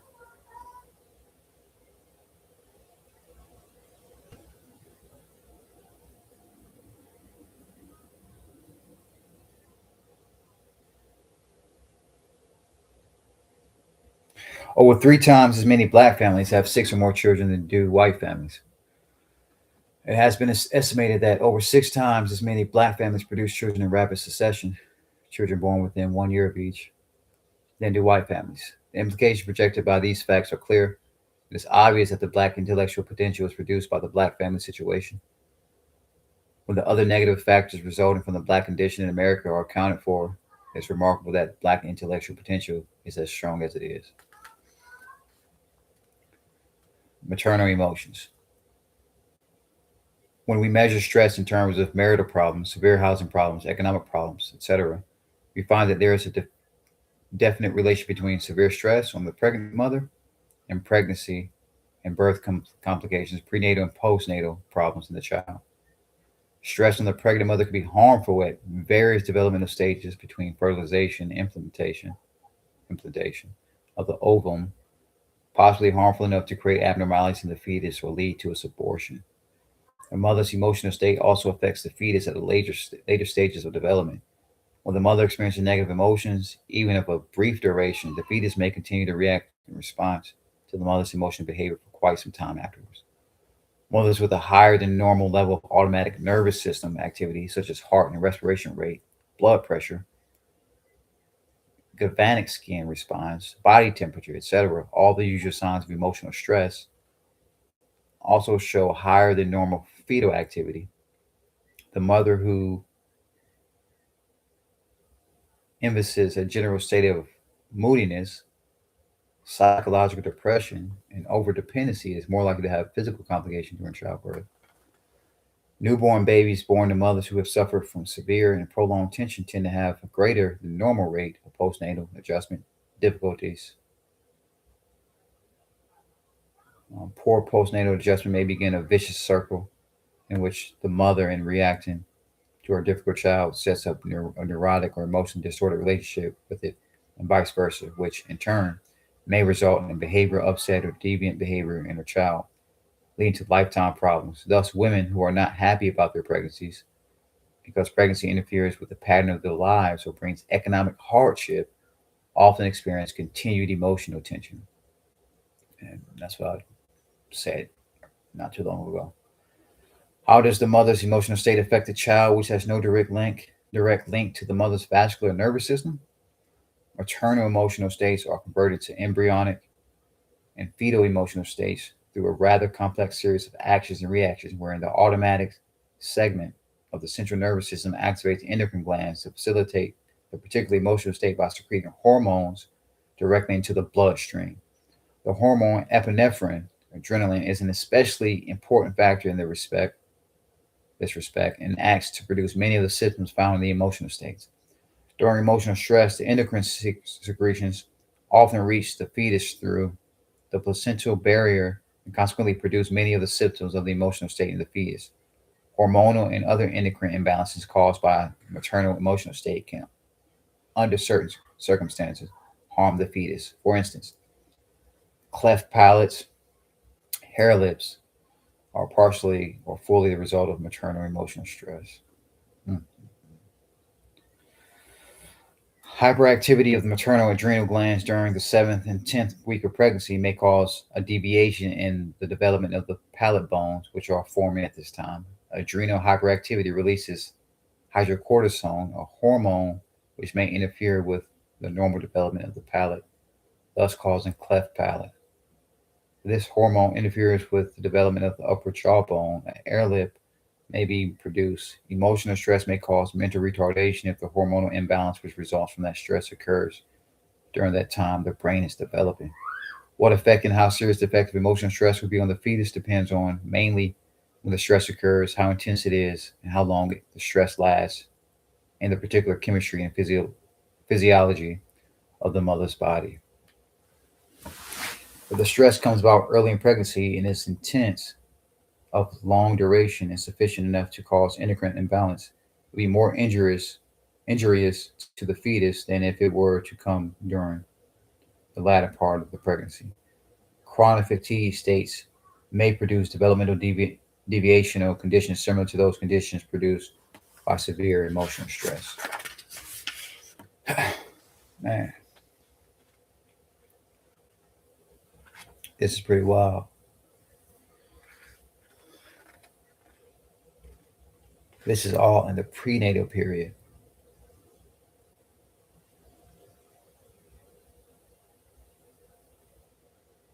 Man, so all this is taking place before the baby could possibly take place before the baby even take its first breath. Man, it's so important. We gotta take these.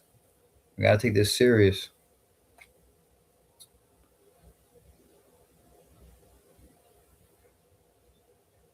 Can't be just operating strictly to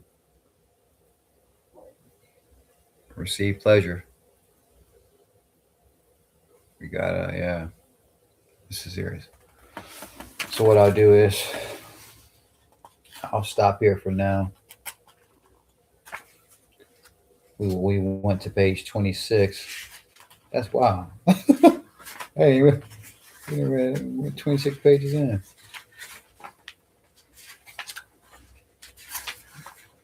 26.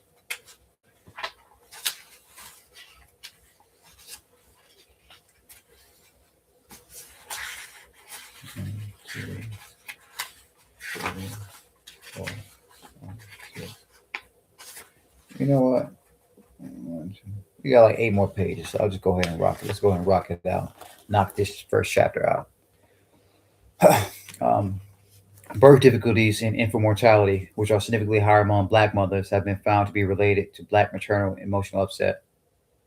The constant stress of being black in a racist society, the ongoing struggle with identity problems, inferiority complexes, double consciousness, the stresses brought on by economic problems, marital problems, broken homes, nearly half of black families are headed by females, teenage motherhood, unwed motherhood, etc., which are highly prevalent in the black community, create a state of chronic emotional stress in black mothers.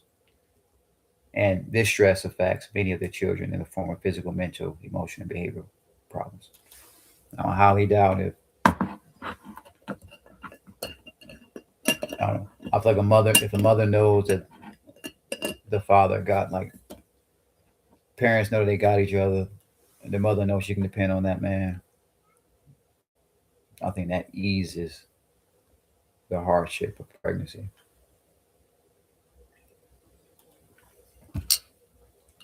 I feel like when you say unwed mothers, the difficulty comes when she's going through that pregnancy alone. All right. Um, the psychological atmosphere of the ghetto created by poor economic circumstances, poor housing, and all which that implies, such as inadequate heating, hot water, poor sanitation, ventilation, high insect vermin infestation. Infestation, and the continuing fear of being mugged, attacked, or harassed, or robbed negatively affects the black mother's emotional well-being. That's any mother. That's just wow. Yeah. Any mother put in that situation. The struggle for survival of the larger percentage of black mothers creates an emotional state of mind not conducive to childbearing or rearing. The economic hardship, regardless of familiar support, institutional support, such as welfare agencies, are responsible for a large share of black maternal emotional stress. The black mother is far more likely to work late in her pregnancy and is therefore more likely to suffer from fatigue harmful to her child. Because she is more likely to receive inadequate financial support from the father of the child, her family, from social institutions, the black mother suffers most from adverse emotional stress and strain and physical exhaustion, thereby reducing the life chances of her unborn child. The frequent forming and breaking of emotional romantic attachments and or the continued exploitation or feared exploitation of the black mother by unscrupulous males add to her emotional problems.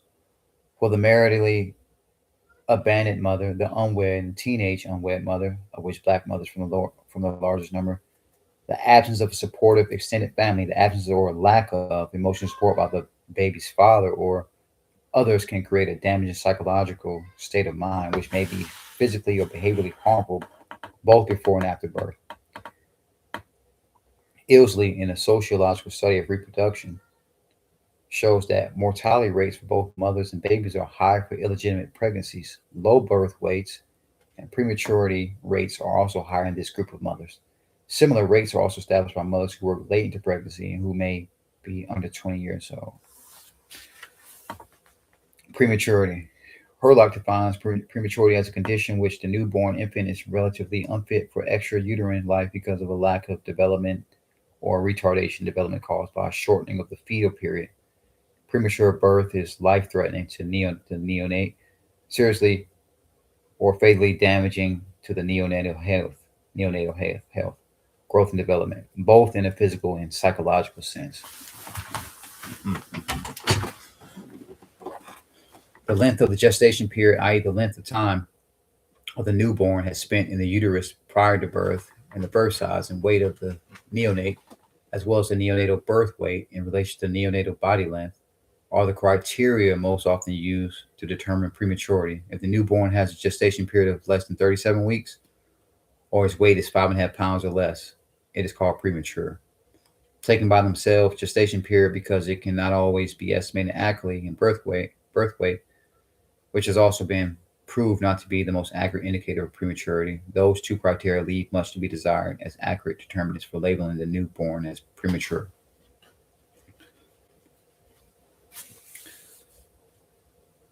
However, taken together, they provide a more useful prognostic tool for indicating the newborn's chances of survival and what measures should be taken to assure its survival and development.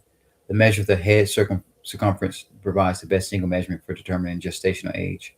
Generally, a head circumference of less than 33 centimeters and crown rump length of the less than 32 centimeters may be used as additional evidence for prematurity, probably a combination of measures we have already mentioned plus neurological, electro, encephalo- encephalographic data, and records of motor performance provide the most reliable means of determining maturity. No, I gotta look it up.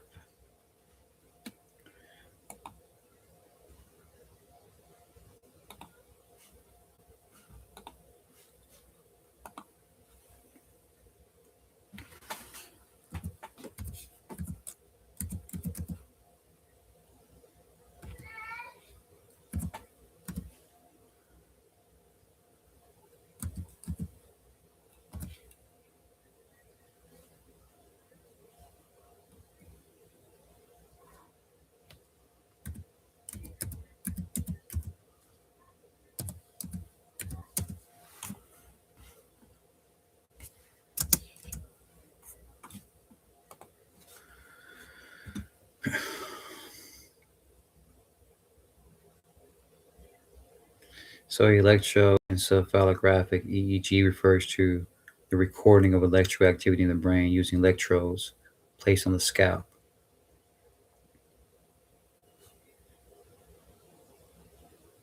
It helps clinicians diagnose epilepsy, sleep disorder, and brain injuries. All right.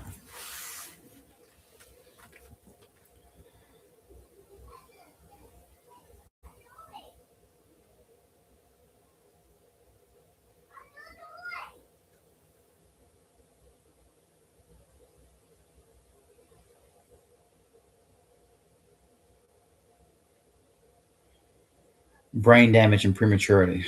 More neonatal deaths are caused by prematurity than by any other conditions.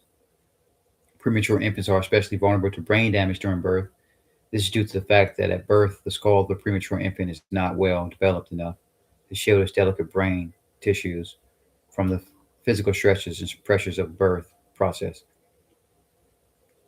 If the birth process is long or complicated, stress on the brain may be increased to such a degree that hemorrhages may occur both in and around the brain. These may be severe enough to cause permanent brain damage, which may be reflected in the infant's future mental, physical, or emotional behavior. Other parts of the nervous system besides the brain may be damaged during the birth of the premature infant. Physical stress during the birth process on other parts of the body may cause the fracture of a bone, which in turn may damage nearby nerve centers or sense organs such as the eyes and ears. Far more threatening to the premature infant's brain than damage due to cranial pressure or anoxia, the complete interruption of the oxygen supply to the brain, and asphyxia, the disruption of the normal working of the respiratory system. Anoxia is now recognized as the more common cause of brain injury than cranial pressure. In anoxic state lasting for a few seconds, sometimes less than 18 or more, can cause temporary permanent brain damage or even death of the neonate. Premature infants are especially susceptible to brain damage because they often have serious problems in establishing proper respiration, thereby depriving their brains of needed oxygen. Due to the fact that premature births are often complicated and last longer than normal, they face increased chances of suffering brain damage due to oxygen deprivation. The combination of low birth weight and short gestation period generally points to serious postnatal adjustment and survival, especially immediately after birth. This usually means that the premature newborn must stay longer in the hospital and incubator, requiring intensive medical attention. Prematures who have relatively longer gestational period but significantly lower birth weight than prematures of a higher birth weight and shorter gestational period are 5 times more likely to have a serious congenital abnormality. When birth weight is 2 pounds, 3 ounces, or less, neonatal survival is relatively rare. Above this weight, there's a direct relation between survival chances and the birth weight. The 3 pound, 5 ounce infant has 4 times the survival chance than does the infant of 2 pounds, 3 ounces, or less. 2 pounds. Wow. Overall, newborns of birth weights less than 3 pounds and 5 ounces have a mortality rate as high as 45% or higher. The mortality rate is generally rather high for all infants 6 pounds and under.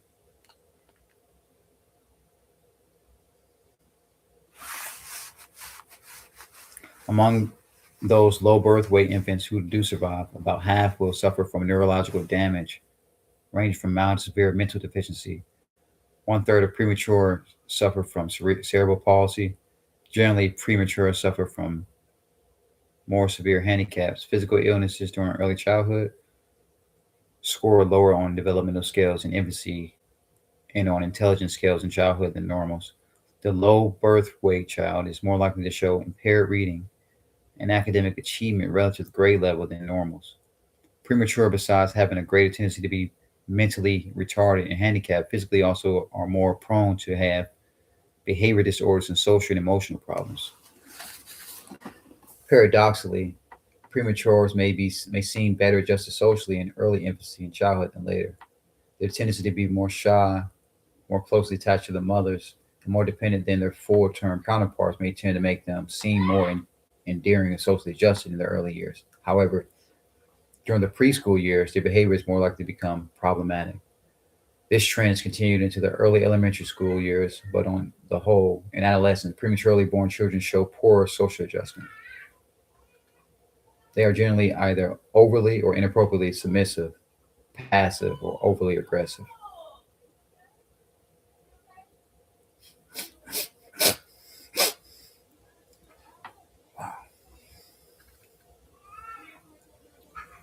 Race and prematurity. Prior to this point, we have spoken of the problems of prematurity in general terms. However, a more detailed picture requires that a separate set of norms be studied in the terms of sex and race. The infant mortality rate for male prematures is twice that for the female prematures. Prematurity is also more likely to occur in multiple birth cases than is the case among singleton. The infant mortality rate for blacks is almost twice that of whites, and this is largely due to the death of premature infants. It is well established that poverty and its attendant problems, such as malnutrition, correlate positively with the prematurity and its attendant problems, such as an infant mortality, reduced intelligence, social and behavioral problems, etc. The lower the mother's socioeconomic status, the greater her chance of having a premature infant. Malformations, which are a result of brain damage, are more common among blacks than whites. This is mainly due to the fact that black mothers receive less medical attention during pregnancy than do white mothers. According to statistics contained in the report Health United States, 1975, only 52% of black mothers receive medical attention during their first 3 months of pregnancy, while 75% of the white counterparts receive such attention. Yeah. A lot of factors that play into that, but I mean, that's pretty much true as well. The lack of medical attention is one of the major reasons that birth complications with their attendant injuries to the infant are more prevalent among blacks than whites. And there's another chart here, if y'all can see it.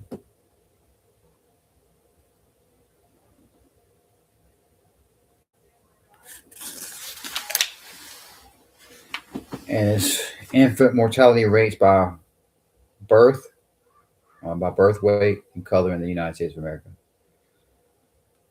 So you got 1,000 grams or less.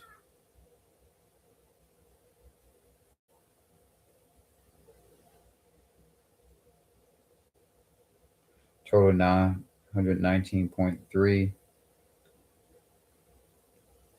So you got white 929.3, non-white 89.3, 893.6. So 1,001 to 1,500, 575.6 to 478.1.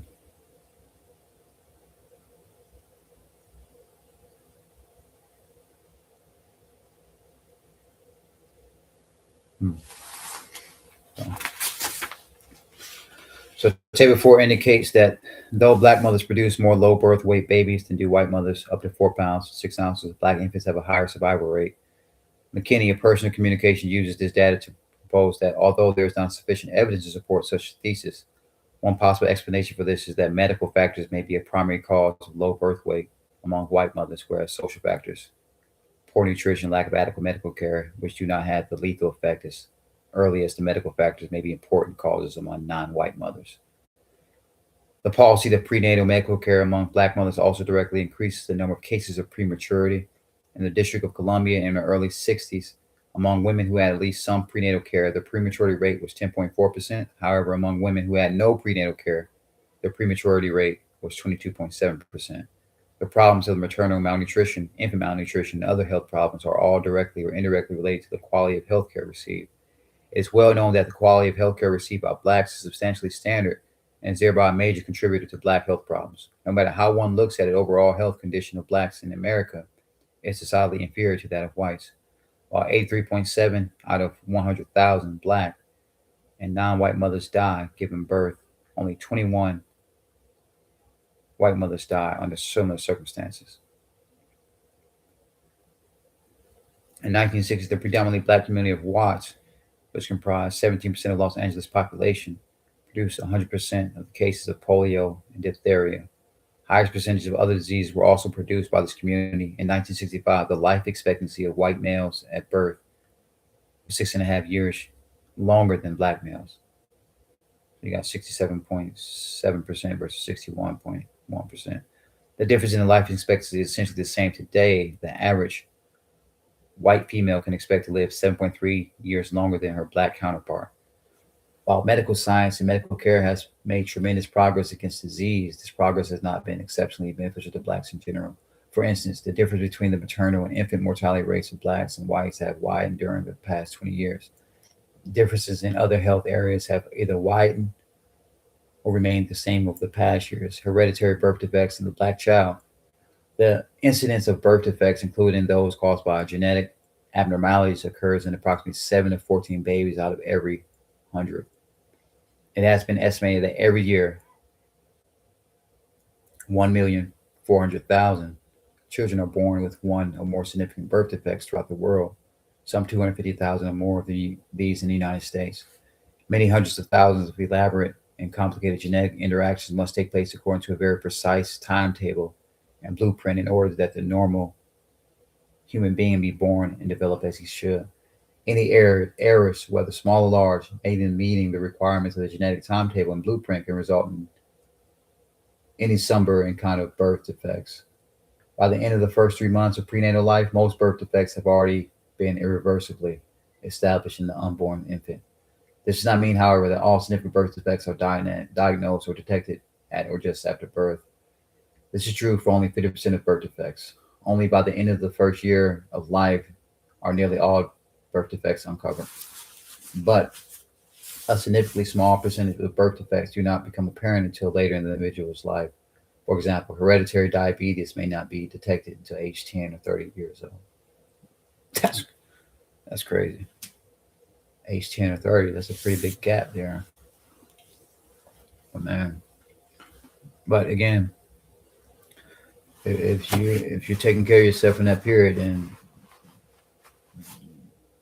because no disease is technically hereditary, you might have a higher propensity to get it based on, you know, genetics.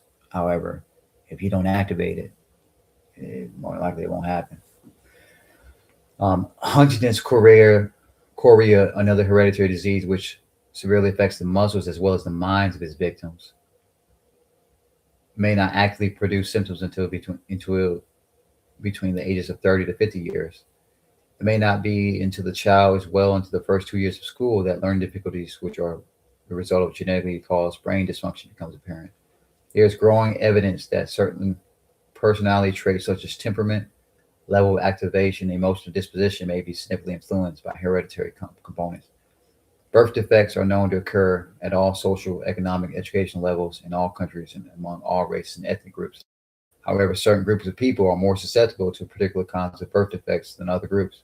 For instance, cystic fibrosis, which affects twice as many whites as blacks, is almost non existent among Orientals. Muscular dystrophy occurs with a much higher frequency among boys and girls. Tay Sachs disease, which progressively destroys the brain of its victims and ultimately sends them to an early grave, affects primarily infant of Jewish parents of Eastern European descent. Sickle cell anemia. The birth defect, which is limited almost exclusively to blacks, is referred to as sickle cell anemia and sickle cell trait. This is a painful disorder which, starting before age 2 or at any age, may be the cause of many problems, such as swelling of the fingers and toes, thickening of the bones of the hand and feet, pneumonia and respiratory infections of all kinds, headache, lethargy, convulsions, paralysis.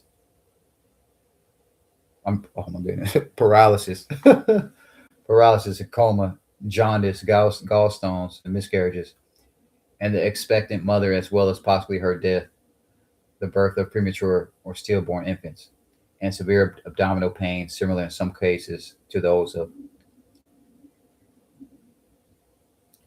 appendicitis.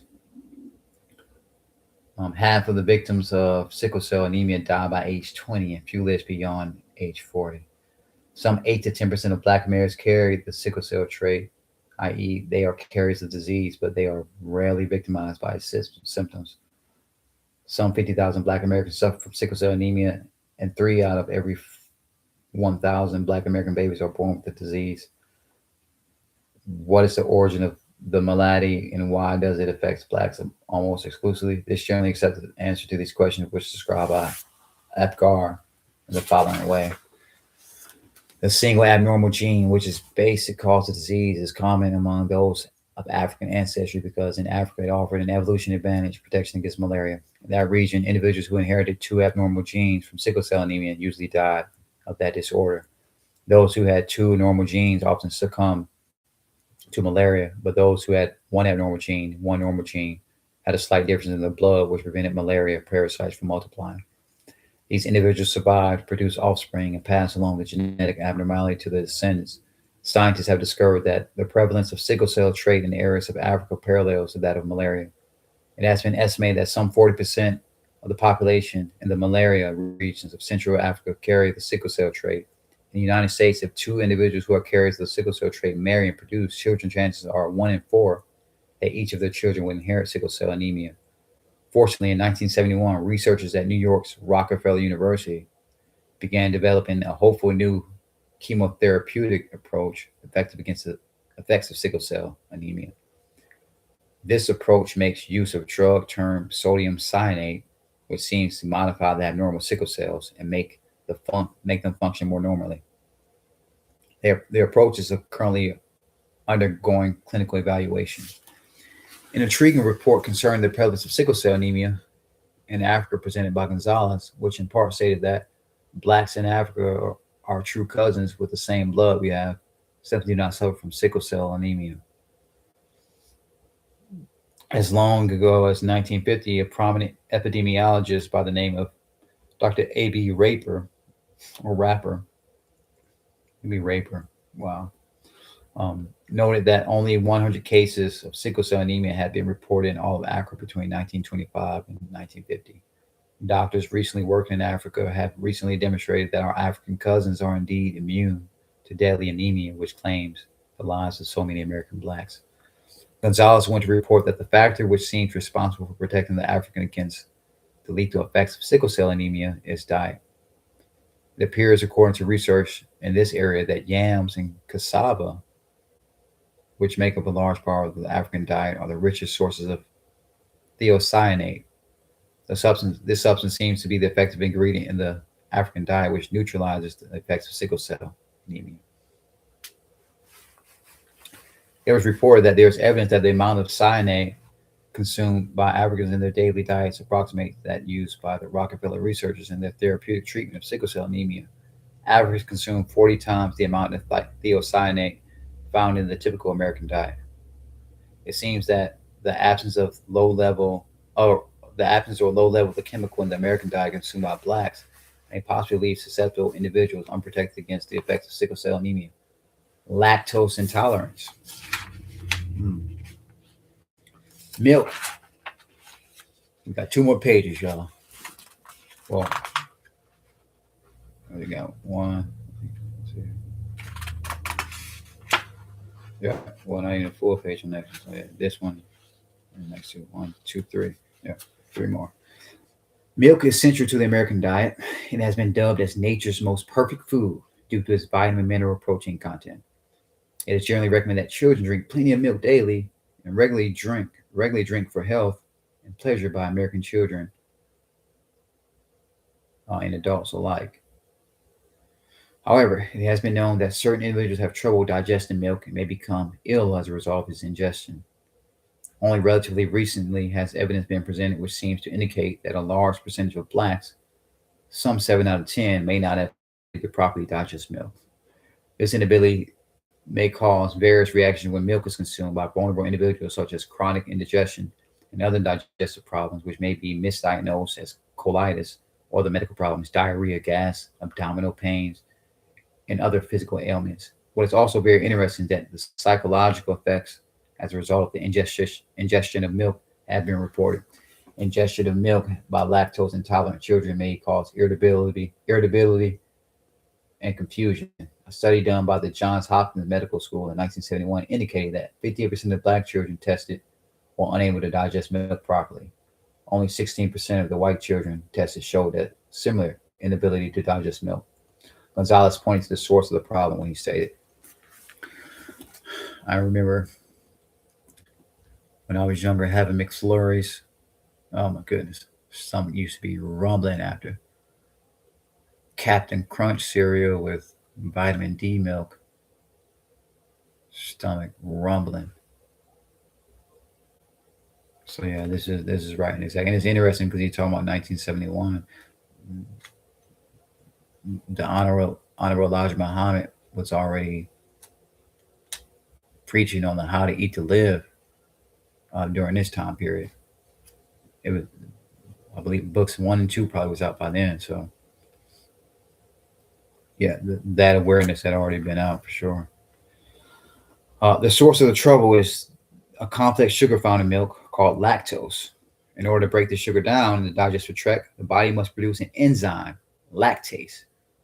While all babies, regardless of race, do make lactose, most blacks will stop lactase production at about age 2.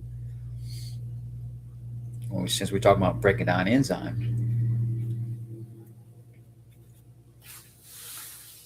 which is why alcohol is usually not that good for indigenous people, because most of us don't have that enzyme to break it down, which is why either we easily get drunk or you can smell it really loud when consuming the alcohol. Um, and it's not for everybody. It's just certain. I guess the ones who are. I guess it can be a determining factor if you really indigenous or not. Without lactase, the sugar simply passes down the intestine without being absorbed and actually ferments right in the body, producing noxious chemicals. The problem of lactose intolerance has grave implications worldwide, as well as in our own community. Of course, for many of us, milk has been a source of several important nutrients, including calcium. A daily intake of about 1 gram of calcium is necessary to guarantee strong bones and teeth, And much of that calcium in the American diet comes from milk. An adequate amount also guards against over anxiousness and insomnia. The information presented above, though somewhat tentative in nature, nevertheless is substantial enough to prompt us to the question, the common assumption by many that except for skin color, the black child is the same as the white child. It has been glibly assumed that what has been shown to be nutritionally good for the white child is equally as good for the black child. This assumption completely ignores the fact that the evolutionary impact of the African environment on native Africans and their American descendants may have been such that dietary needs of descendants of white Europeans cannot serve as a model of what is nutritionally sufficient for non-European descendants, including Black Americans. We have seen in the two instances discussed above the standard American diet may be the case of physical and psychological problems in the Black America. In the next chapter, we will show that the psychomotor development of the Black child is such that different nutritional standards than those developed for the white child are recommended by the American Academy of Pediatrics.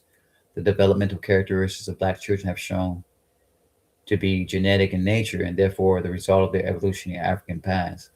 In light of the fact that the evidence has been gathered, what shows that hyperactivity in some children may be caused by diet, it may be quite pertinent to ask if elements in the standard American diet may not be the cause of psychological problems in Black American children. Hyperactivity or hypokinesis or minimal brain dysfunction is a group of symptoms that can have a number of causes, diet being possibly only one of them.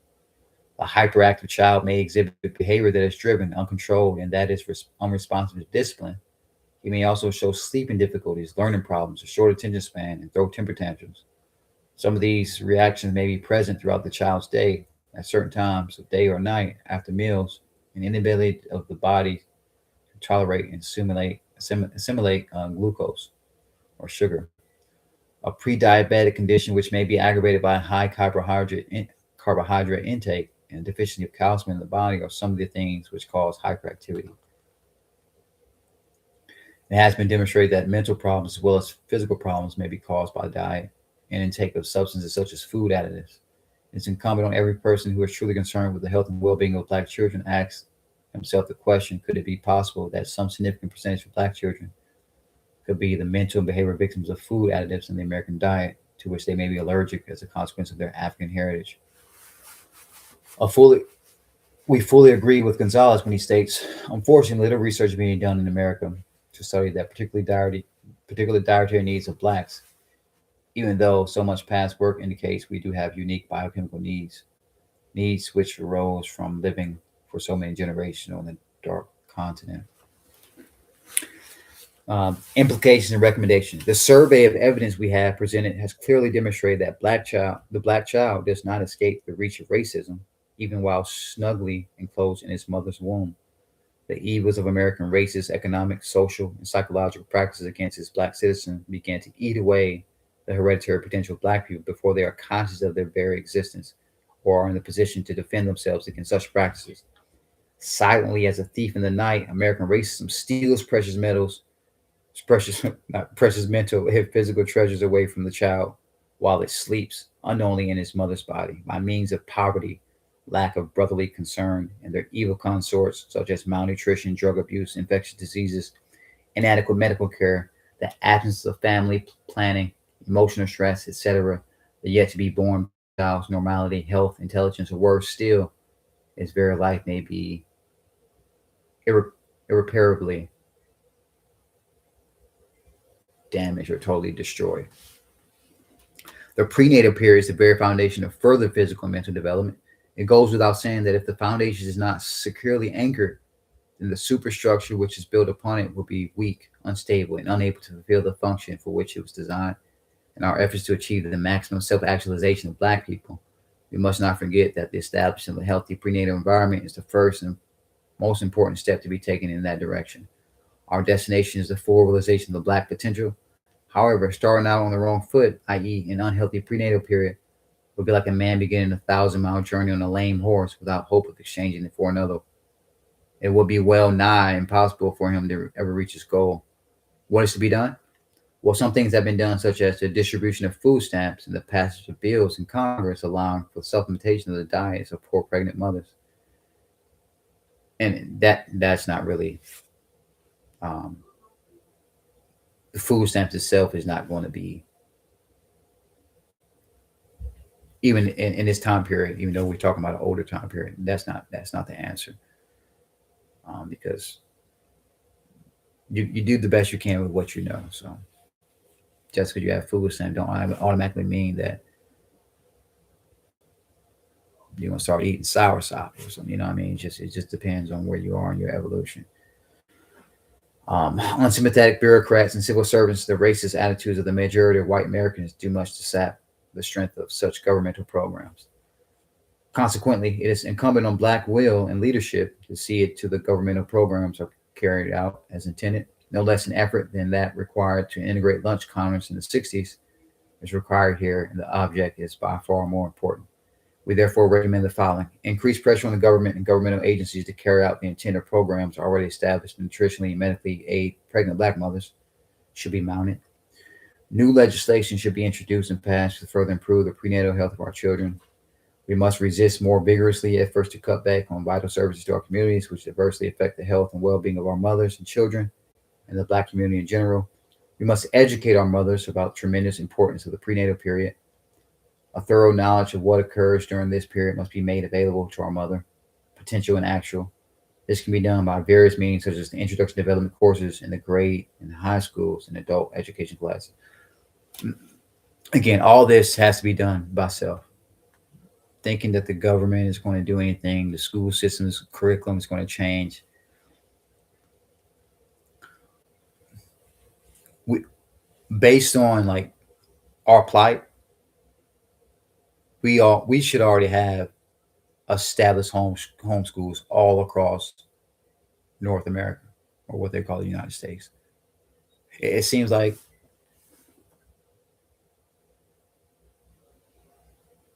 our plight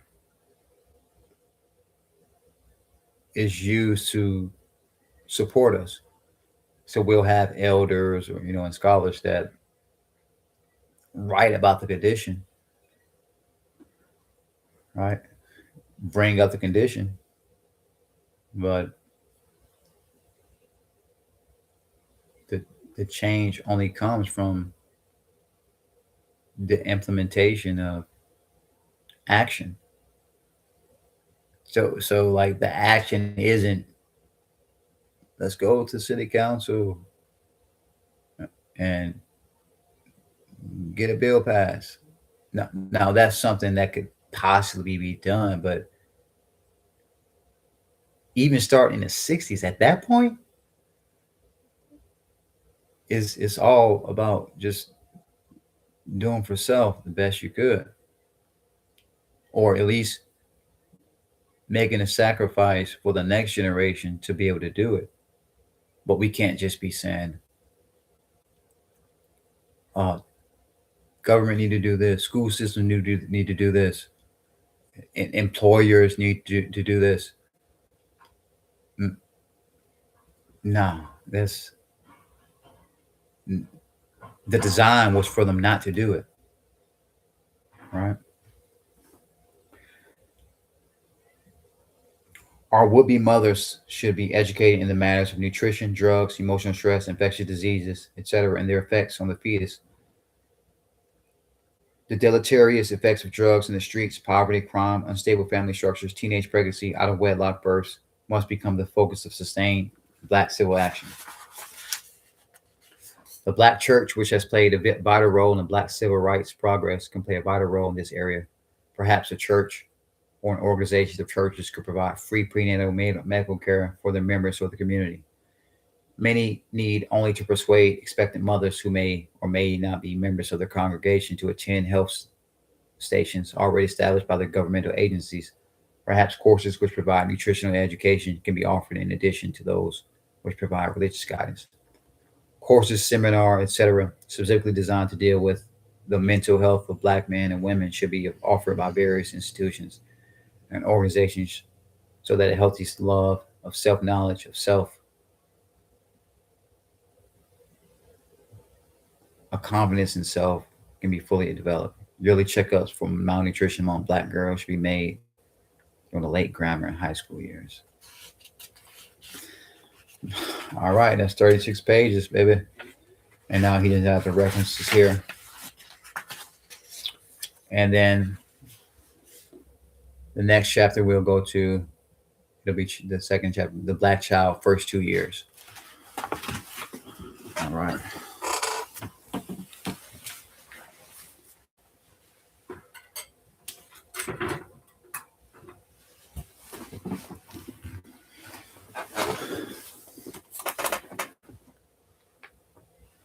So next time, our next reading, we'll go into that. We'll go into that second chapter.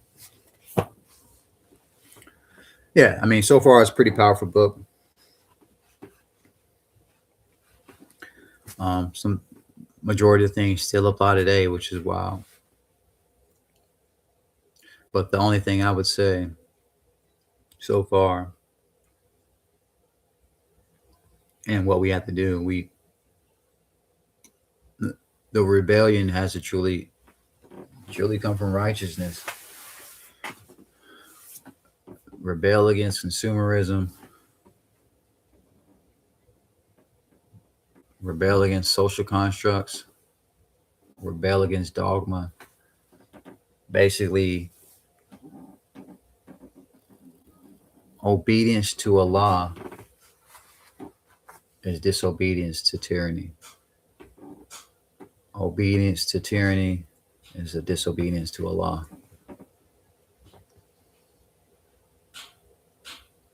So until we're truly ready to step into that area of doing for self mentally, we'll still be dealing with, some of the issues that we've been talking about. All right, so that's it for today. Islam and until the next reading. I might get on manana to go on chapter 2. It just depends, how things are going. If it's snowing where you are, move smooth. If you out, stay warm. And I'll leave you with a quote I came into early this rising by Kelly LeVeque, where it says, "Pay your farmer, not your pharmacist." That's the mindset we gotta have. All right, Islam.